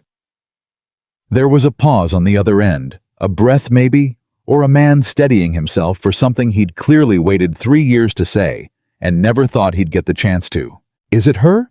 Reyes's voice came through the phone, older than Walker expected. Rougher, carrying the particular exhaustion of a man who hadn't slept well in a long time. "Is it really her?" Walker looked at Olivia. She nodded once, jaw tight. "It's her," Walker said. "She's standing right here." Another pause, longer this time. When the colonel spoke again, his voice had cracked slightly. "Sergeant Hayes, I am so sorry. I have rehearsed those words for 3 years, and they still don't sound like enough." Olivia's throat tightened, but she kept her voice level. "Colonel, I don't have time for the apology right now. I need names. Who else knew about the falsified intelligence report? Who else signed off on burying it?" Reyes exhaled hard through the phone, the sound of a man finally setting down a weight he'd carried alone for too long. "There were 3 of us in the room when the decision got made," he said. "Myself, Lieutenant General Marcus Voss, who was a 2-star at the time, and a civilian liaison from a defense contractor, Harlan Cross. He ran logistics and intelligence support contracts for our task force." "A civilian," Walker repeated.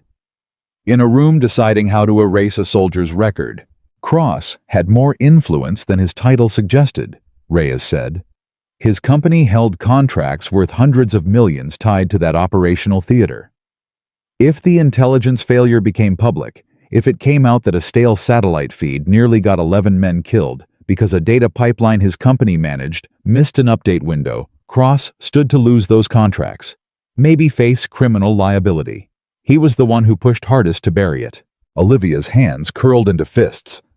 "You're telling me my life got erased to protect a defense contractor's bottom line?" "That's the ugly truth of it, yes," Reyes said. "Voss wanted to protect the operation's security. I wanted to protect my own career. God forgive me for admitting that. But Cross wanted to protect money, and Cross had the resources to make sure it stayed buried. Legal teams, political connections, people in positions to make files disappear and keep them disappeared." Walker's expression had gone hard as stone. "Is Cross still active in that capacity?" "Last I heard, his company expanded its contracts significantly over the past 3 years, Reyes said. "He's more powerful now than he was then, not less." The technician at the console suddenly straightened, voice sharp. "Sir, aircraft's descending. ETA 90 seconds. Walker's jaw tightened. Colonel, I need you to say all of this again on record to someone who can act on it. Can you do that? I'll say it to anyone who'll listen, Reyes said. I should have said it 3 years ago. I'm not letting fear stop me twice. Stay on this line, Walker said, then turned to the aide. Patch this call directly into the recording system. Now. Whatever happens in the next 90 seconds, I want this on record before that helicopter's wheels touch ground.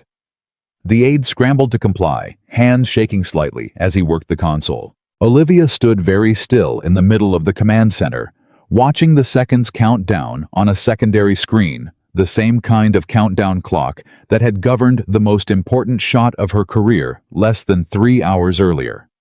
Except this time, there was no rifle in her hands. No calculation she could make with wind and distance and breath control. Just the terrible, helpless math of waiting to see whether the truth would arrive before the people trying to bury it did. Daniel appeared at her side, breathless, from having sprinted the length of the base to catch up. What's happening? Is it them? It's them, Olivia said quietly. What do we do? We wait, she said. And we hope Walker's faster than they are. The helicopter's rotors became audible outside before the 90 seconds even finished counting down, a low growing thrum that vibrated through the walls of the command center, the kind of sound that made every soldier inside instinctively straighten muscles, tensing toward a threat nobody had fully identified yet. Walker didn't wait for it to land. Get me a security detail to the helipad, he ordered. Nobody removes Sergeant Hayes from this base without going through me first. That's not a suggestion, that's an order, and I will personally hold accountable anyone who lets it happen otherwise. Bennett, who had followed them into the command center without a word, stepped forward for the first time. Sir, I'd like to be part of that detail. Walker glanced at him, something assessing in his expression. You've spent all day treating this soldier like a liability, Bennett. Why the change of heart now? Bennett's jaw worked for a moment before he answered. Because I was wrong, sir. About all of it, and I'd rather spend the rest of my career proving that than standing here doing nothing while somebody tries to disappear her a second time. Olivia looked at him. Really looked the way she'd looked at very few people since this whole impossible day began. That's the first honest thing you've said to me since I got here, she said quietly.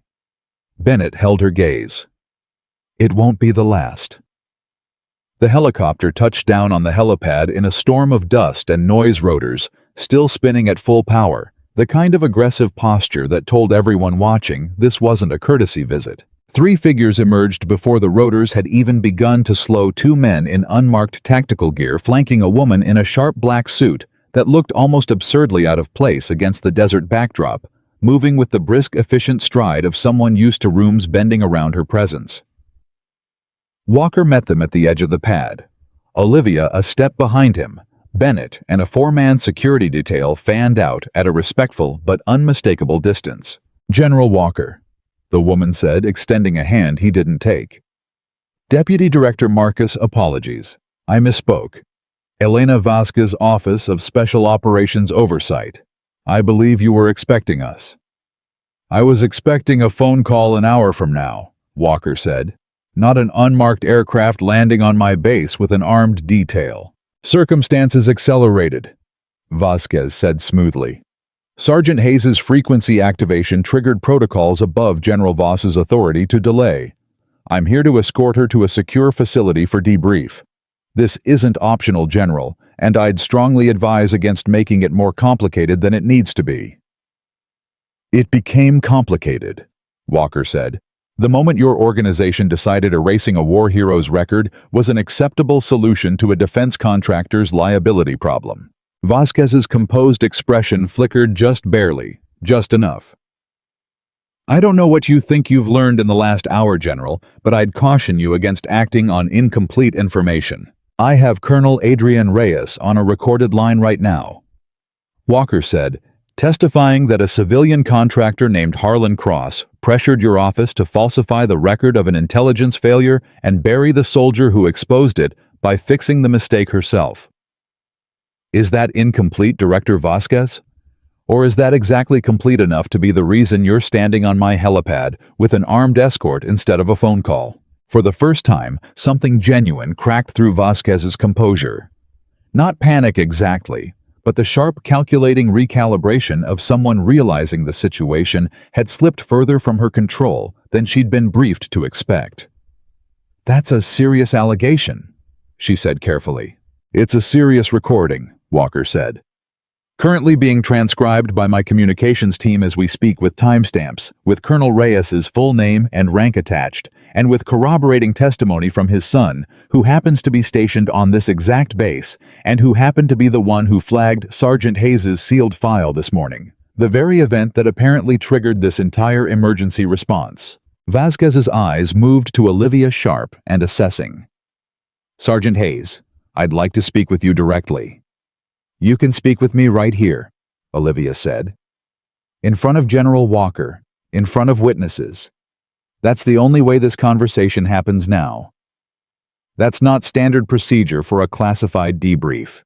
"Nothing about the last 3 years has been standard," Olivia said, voice hard as the desert ground beneath them. "You buried me to protect a contractor's bottom line. You want to talk about procedure now?" Vasquez's jaw tightened, and for a long moment, the only sound was the slowing whine of the helicopter's rotors behind her, winding down into an uneasy quiet. "I wasn't part of the original decision," she finally said. "I inherited this file 8 months ago when I took this position. I've spent that time trying to understand exactly what happened, and quite frankly, Sergeant, some of what I've found troubles me deeply." "Then help us," Walker said, instead of trying to make her disappear again. Vasquez hesitated, glancing back at the 2 tactical operators flanking her. Then at the helicopter behind them, some internal calculation visibly running behind her eyes. "Cross has friends in places that could make my career very difficult if I cross him without airtight justification," she admitted quietly. "I need more than a phone recording, General. I need something that can survive an Inspector General's review, a congressional inquiry, if it comes to that, without falling apart the moment someone with Cross's resources starts applying pressure." "Then let's build it," Walker said. "Right now, together. Colonel Reyes is on the line. Sergeant Hayes is standing right here with 3 years of first-hand testimony. And somewhere in whatever files your office maintains, there has to be documentation of the original falsified satellite update log that started all of this." Vasquez was quiet for a moment, then nodded slowly, something decided settling into her expression. "There is," she said. "I found it 8 months ago buried in an archive I wasn't technically supposed to have access to yet. I've been sitting on it because I didn't know who I could trust with it. Everyone above me in this chain has some connection to the people who'd want it to stay buried." "You can trust me," Walker said. "You can trust her." He nodded toward Olivia.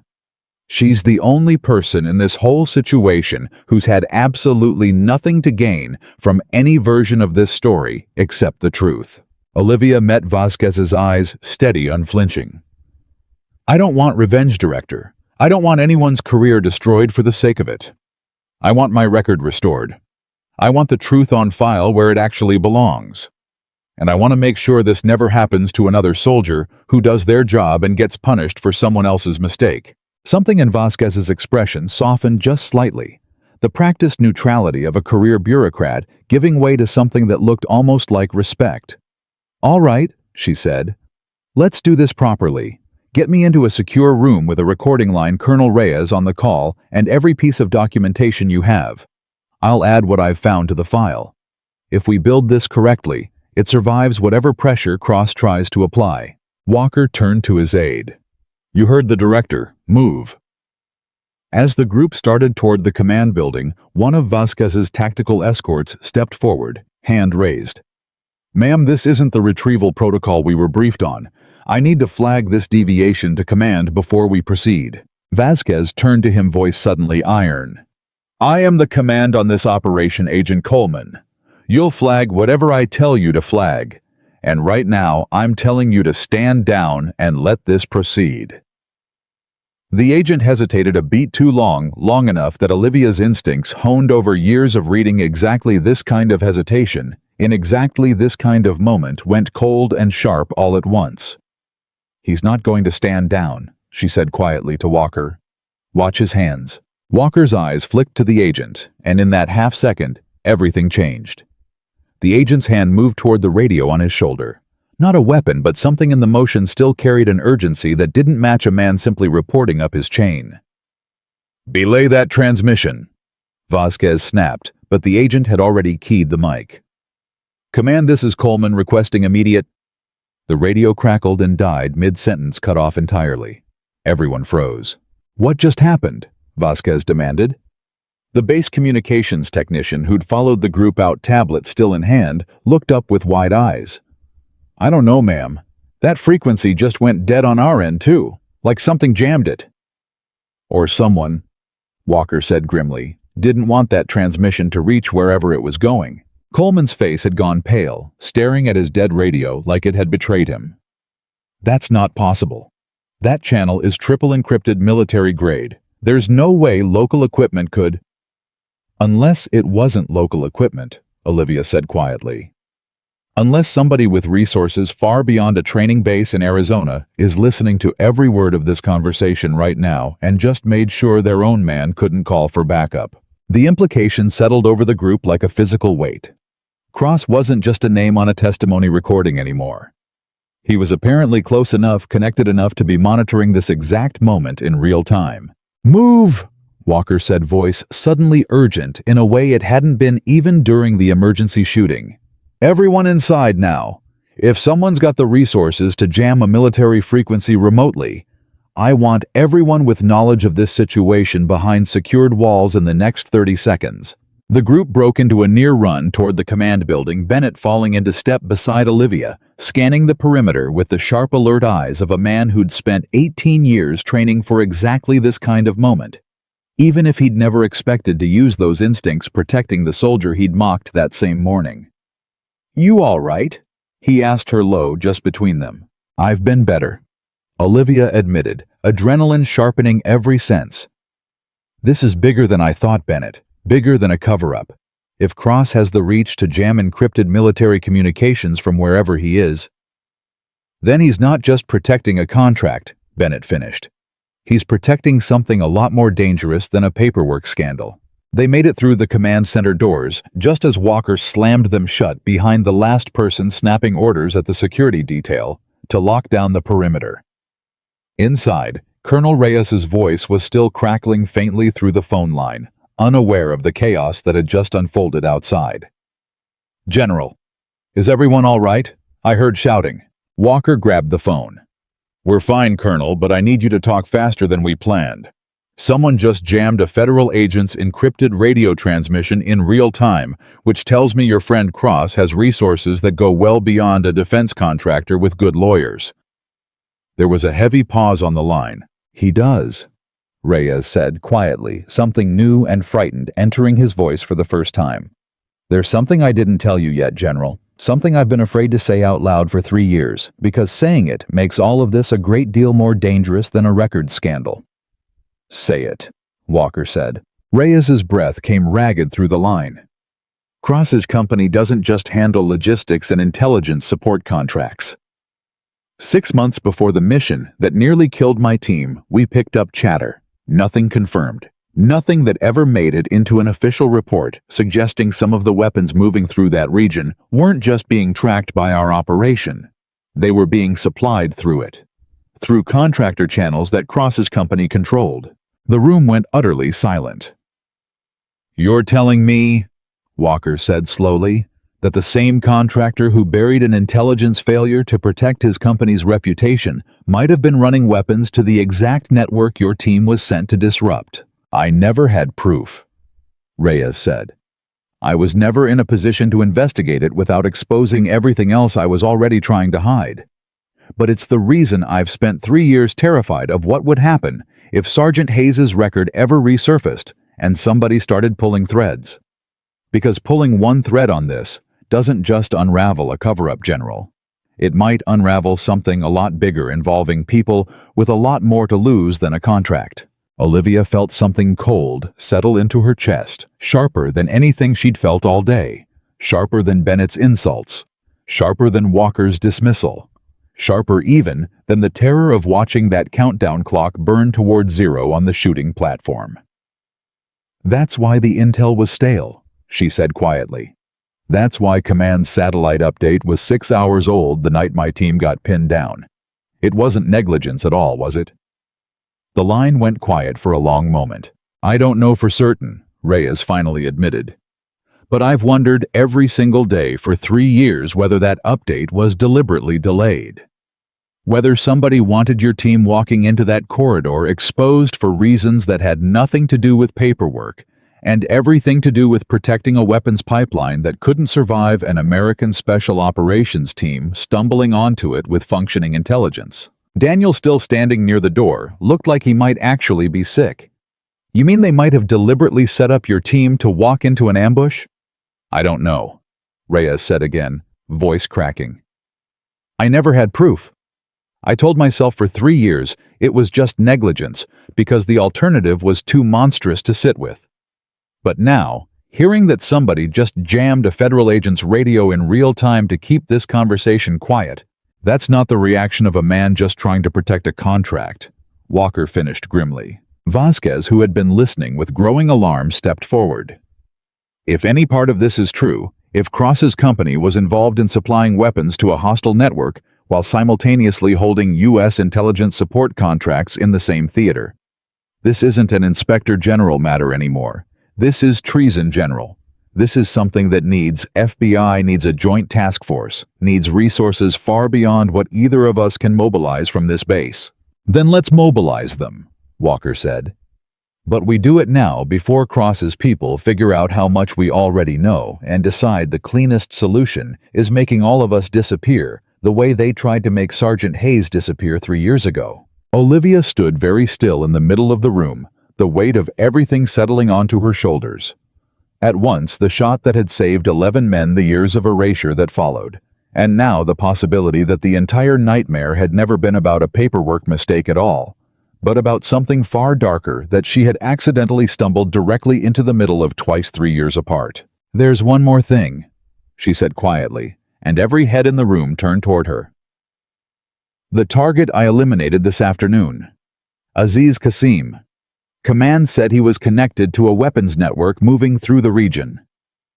That's correct, Walker said slowly, already seeing where she was headed. What if it's not a coincidence that the first real threat to surface near this base in 11 months turns out to be connected to weapons trafficking? Olivia said, the exact same day my sealed file got flagged.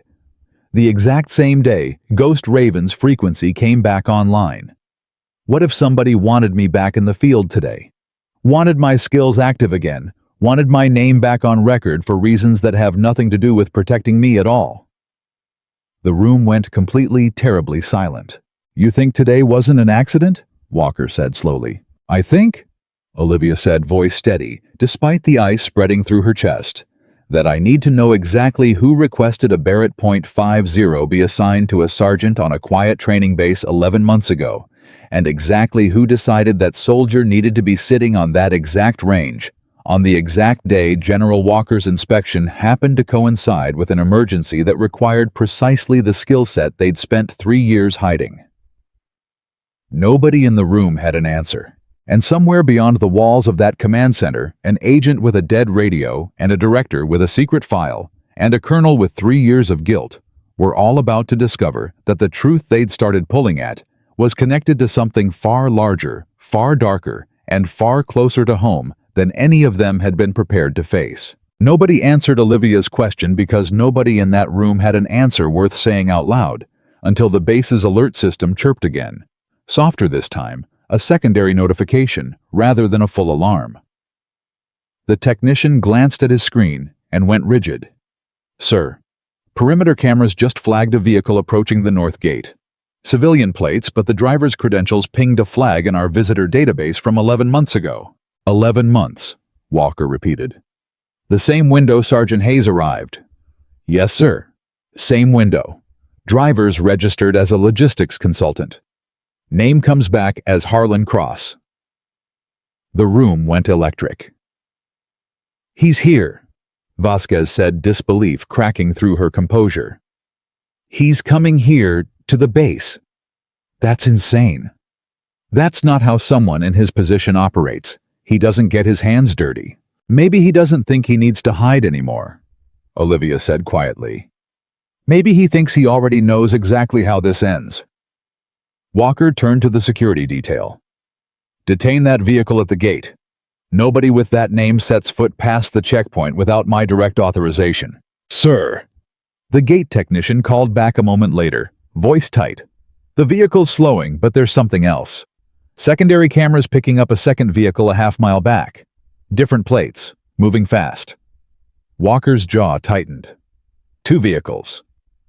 Could be an escort, Bennett offered. Or could be somebody trying to make sure Cross doesn't leave any loose ends behind if this conversation goes badly, Olivia said, and the chill in her voice made even Vasquez go quiet. Walker didn't hesitate. Full lockdown North Sector. I want every soldier we have visible and armed at that gate in the next 90 seconds. Nobody, and I mean nobody, gets past that checkpoint without going through me first. The command center erupted into motion. Radios crackling, boots pounding toward the door. The entire base's quiet Monday collapsing into something closer to a live operational footing than any drill Fort Blackstone had run in years. Bennett grabbed a rifle from the weapons rack without being asked, checking the chamber with practiced efficiency. I'm going to that gate. So am I, Olivia said. Sergeant, you don't need to be anywhere near. He came here because of me, Bennett. I'm not hiding in a command center while somebody decides my fate a second time without me in the room. Walker looked at her for a long moment, something torn behind his eyes, the instinct to protect warring visibly against the respect he'd earned for her in the last 3 hours. Fine, he said finally. But you stay behind the security line. That's not negotiable. Olivia didn't argue further, already moving toward the door with a speed that suggested she considered the promise more of a suggestion than an order. At the north gate, the first vehicle had rolled to a stop exactly where the checkpoint barrier demanded engine idling, a single figure visible behind tinted glass. Behind it, the second vehicle was closing fast, too fast for a routine approach, too fast for anything except urgency of one kind or another. Walker arrived at the checkpoint just as it screeched to a halt 50 yards back, and the door flew open before the engine had even fully stopped. A man scrambled out, disheveled, older than Walker expected, moving with the frantic energy of someone who'd been driving on pure adrenaline for longer than was safe. That's Colonel Reyes, Daniel said, breathless from the run to catch up. That's him. I recognize his voice. I've heard him on video calls with his son. He drove here himself, Olivia said, disbelief cutting through her guarded calm. He got in a car and drove here. Reyes staggered toward the checkpoint security personnel, raising weapons on instinct before Walker's raised hand stopped them. Hold your fire. Let him through the outer perimeter. Weapons. Check first. Reyes didn't slow, didn't flinch at the rifles trained loosely in his direction, just kept walking with the single-minded focus of a man who'd finally run out of patience for hiding. I couldn't just sit on a phone line, he said, breathless as soon as he was close enough to be heard. Not while that man, he jabbed a finger toward the first vehicle still idling at the checkpoint, drives onto this base like he owns it. I know Harlan Cross, General. I sat across a table from him 3 years ago and watched him decide a soldier's entire life was worth less than a line item on a budget report. I wasn't going to let him do whatever he came here to do without standing in front of him myself. Walker studied him for a long moment. A retired colonel, no rank of consequence anymore. No authority beyond his own conscience, standing exposed at a checkpoint because guilt had finally outweighed fear. All right, Walker said. You'll get your chance. He turned toward the first vehicle, voice carrying across the checkpoint with the full weight of command behind it. Harlan Cross, step out of the vehicle, slowly, hands visible. For a long moment, nothing happened.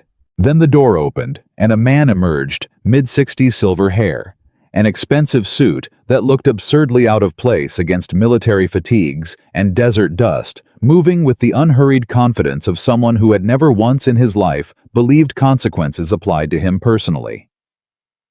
General Walker, Cross said, voice smooth, almost pleasant.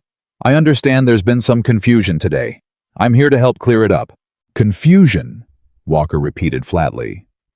Is that what we're calling 3 years of falsified records and a jammed federal communication channel now? Something flickered behind Cross's eyes. Brief, controlled the same kind of practiced composure Voss had shown on the video call. Except colder, more absolute, the composure of a man who'd built an empire on believing himself untouchable. "I don't know what you've been told," Cross said, "but I'd be careful repeating unverified allegations, General. Slander carries consequences even for 4-star officers." "It's not slander when it's on tape," Walker said. "Colonel Reyes has already given a full account, recorded, time-stamped. And unless you found a way to jam every recording device on this base the way you jammed that federal agent's radio 20 minutes ago, that account isn't going anywhere." For the first time, Cross's composure cracked, not much, just a hairline fracture, but enough for everyone watching to see it. "I don't know what you're referring to," he said too quickly. The second vehicle finally arrived, screeching to a stop behind Cross's car, and 2 more figures emerged. Younger, harder moving with the coiled efficiency of men who did this kind of work professionally rather than out of desperation. Olivia's instincts flared instantly. "Walker, those 2 aren't lawyers." Walker's hand moved subtly toward the security detail beside him. "Confirmed. Hold position, but stay ready." Cross glanced back at the 2 men. Something calculating passing behind his eyes, and for a moment the whole checkpoint seemed to hold its breath, balanced on a knife's edge between negotiation and something far worse. "Mr. Cross," Vasquez said, stepping forward, her federal credentials suddenly carrying real weight in a way they hadn't during the earlier confrontation on the helipad.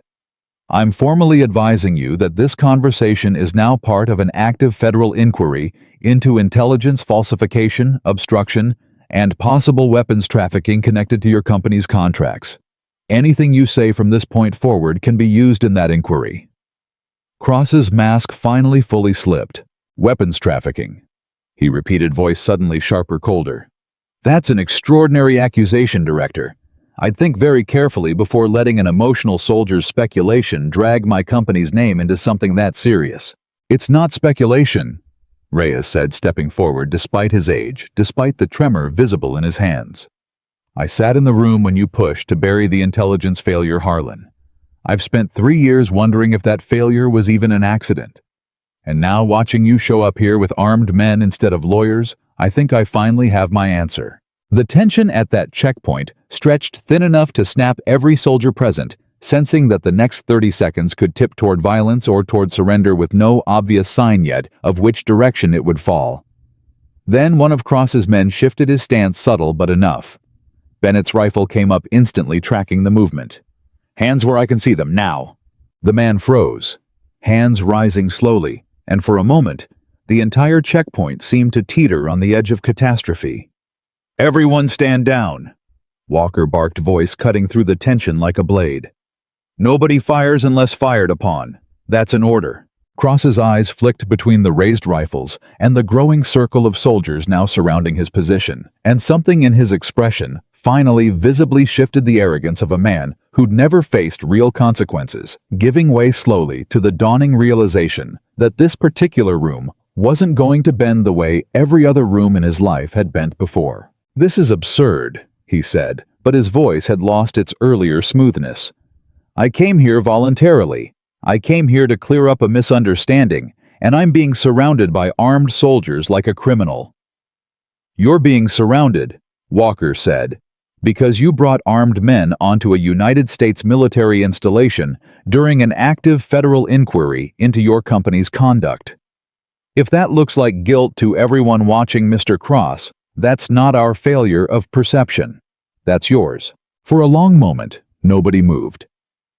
Then, Cross's shoulders sagged almost imperceptibly, the fight visibly draining out of him as the math of the situation finally became undeniable.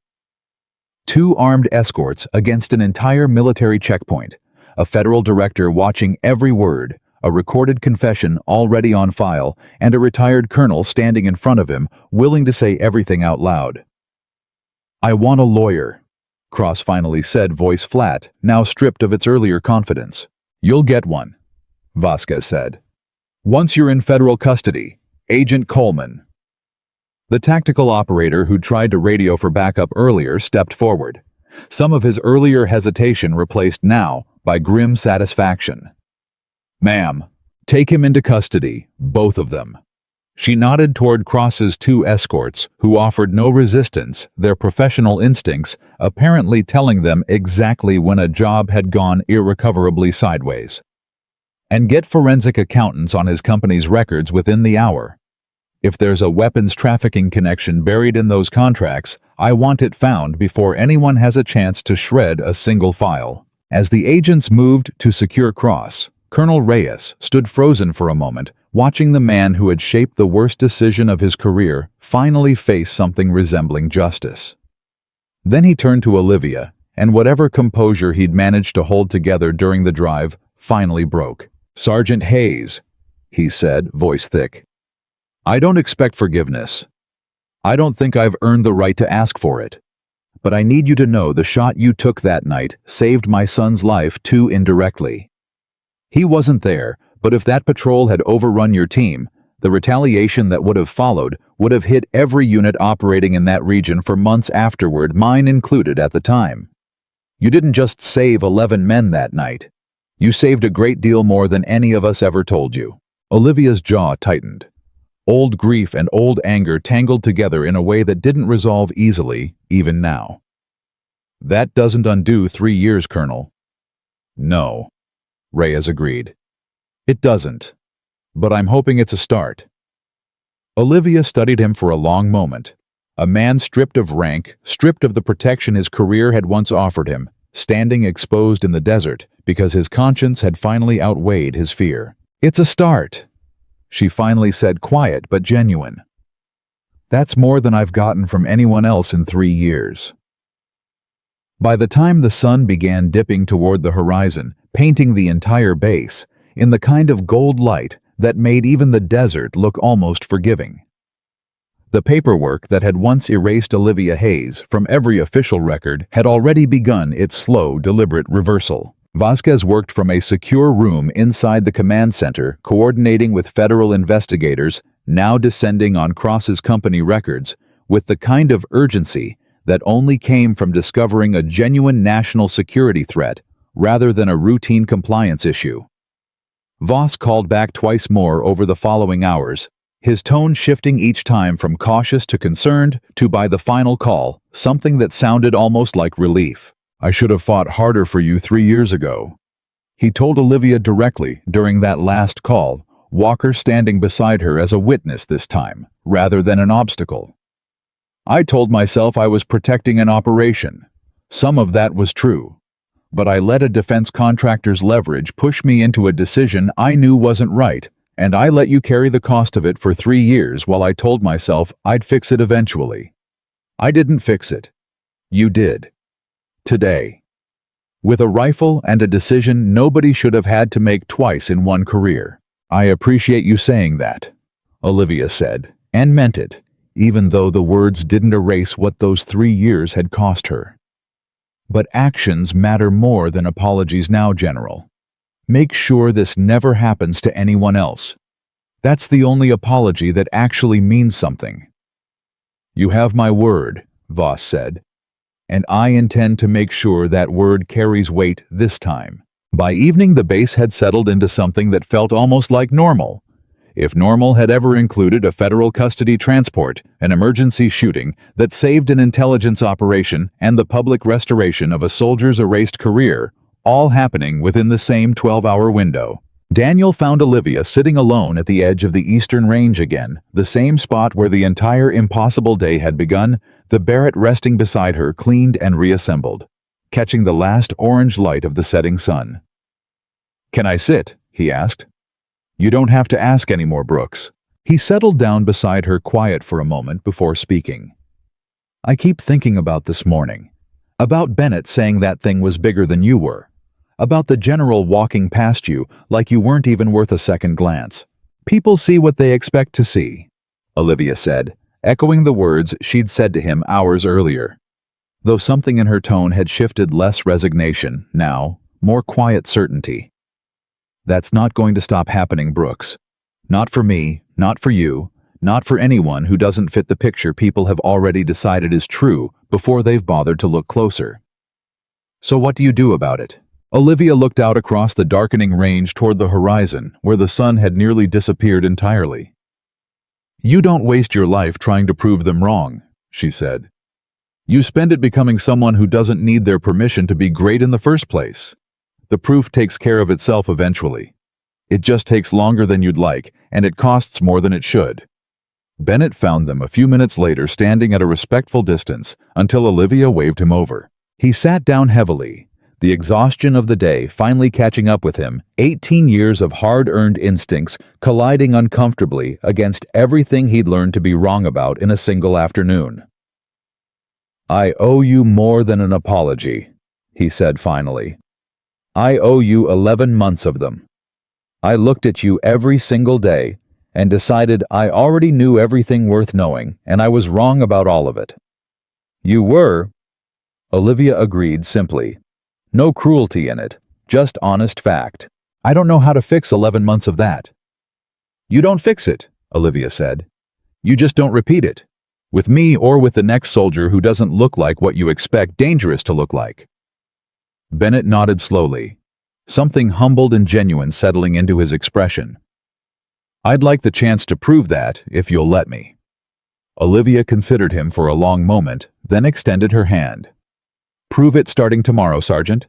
Actions, not apologies. Remember. Bennett shook her hand, something like real respect passing between them, for the first time since she'd arrived at Fort Blackstone 11 months earlier. 3 weeks later, Fort Blackstone held a ceremony unlike anything the base had seen in years. General Walker stood at the podium. The entire base assembled in formation across the parade ground, sunlight glinting off polished boots and pressed uniforms, in a display of respect that Olivia had never once expected to see directed at her. 3 years ago, Walker began voice carrying clearly across the silent formation. A soldier made a decision that saved 11 American lives under conditions that would have broken most trained professionals.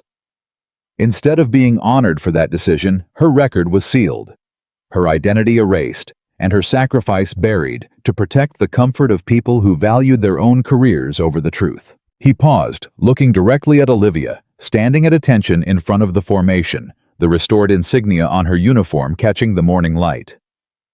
Today, that wrong is being corrected. Not because it's convenient, not because it's easy, but because this uniform is supposed to mean something, and it stops meaning anything the moment we allow the people who wear it to be erased for doing their jobs with courage most of us can only hope we'd match. He turned, presenting a small case to Olivia, a medal that had waited 3 years to be awarded alongside a formal restoration of her service record, her rank and the call sign that had once made enemy commanders reroute entire operations rather than risk crossing her path. Sergeant First Class Olivia Hayes, Walker said, voice thick with something rare for a man of his rank. Also known when the situation demanded it as Ghost Raven. On behalf of a grateful nation, and on behalf of a command structure that failed you, and is finally belatedly trying to make it right, thank you. The applause that followed wasn't polite formation courtesy. It was real sustained echoing across the parade ground in a way that made even hardened veterans wipe at their eyes. Bennett stood near the front, clapping harder than almost anyone else present, no trace left of the man who'd mocked her rifle that first morning. Daniel stood beside him, grinning wide enough to hurt, already telling anyone within earshot the story of the shot he'd spotted for the one most professionals would have called impossible. Months passed, and Fort Blackstone became known for something entirely different than it had been before. Not just a place where elite marksmen trained, but a place where a story had unfolded that every new recruit heard within their first week, whispered with the kind of reverence usually reserved for genuine legends.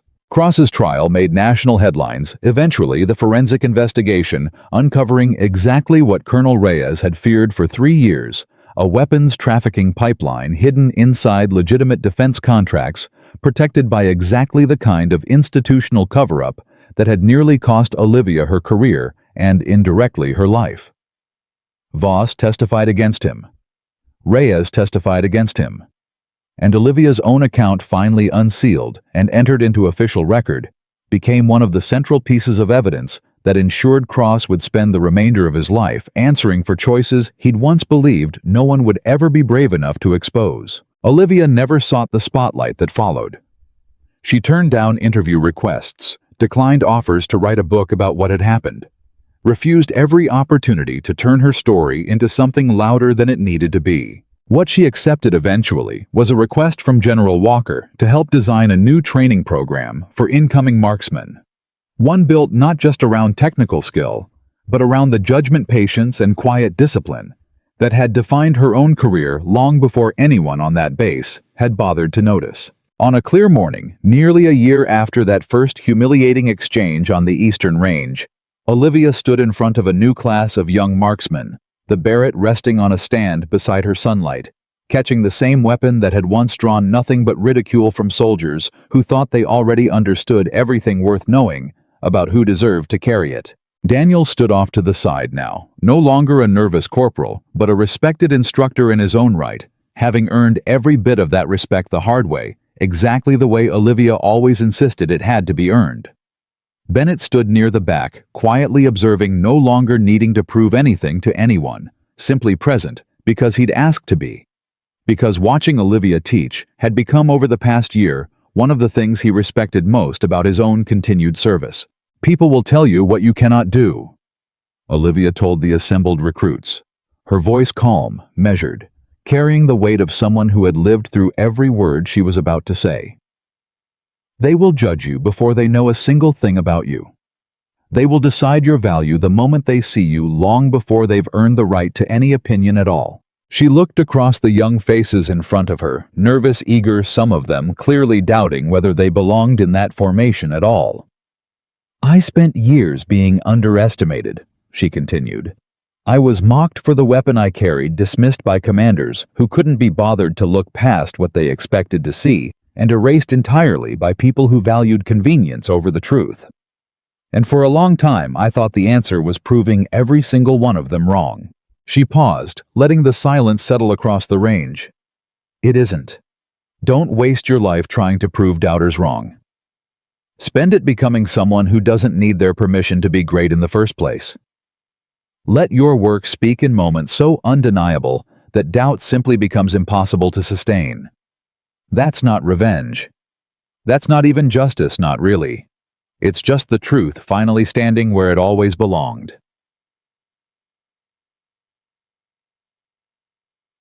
She looked toward the horizon, where the desert stretched out flat and endless beneath a sky already shimmering with early heat, the same land that had once tested her beyond anything she thought she could survive, and had ultimately given her back everything that had been stolen. "A person's value," she said quietly, "is never measured by how much attention they receive or how loudly the world insists on believing in them before they've had the chance to prove anything at all. The truest measure comes from what a person does in the moment. Nobody else is willing to step forward the moment silence and doubt surround them on every side, and they choose to stand anyway, armed with nothing but their own quiet certainty in what they know to be right." She rested her hand on the Barrett beside her, the same rifle that had once been called a mistake, a joke, a weapon too large for a soldier nobody believed deserved to carry it. "That's what this rifle taught me," she said. "Not how to shoot. I already knew how to shoot. It taught me that the people who doubt you loudest in the beginning are so often the same people standing closest to you in the end, once the truth finally becomes impossible to ignore. Bennett taught me that. This entire base taught me that." She looked out at the recruits one final time, her voice steady, certain, carrying the full weight of everything she'd survived to stand exactly where she was standing now. "So when your moment comes, and it will come whether you're ready for it or not, you won't need to ask anyone for permission to be extraordinary. You'll already know exactly who you are. And that knowledge, more than any weapon you'll ever carry, is the only thing that will never be taken from you again." The desert wind swept quietly across the range, carrying her words out across a new generation of soldiers who would carry that lesson with them, long after Fort Blackstone became just one more chapter in careers that were only just beginning. Proof finally and completely that true strength had never needed to announce itself loudly, to be undeniable, and that the quietest person in the room is so often the one the world will one day need most.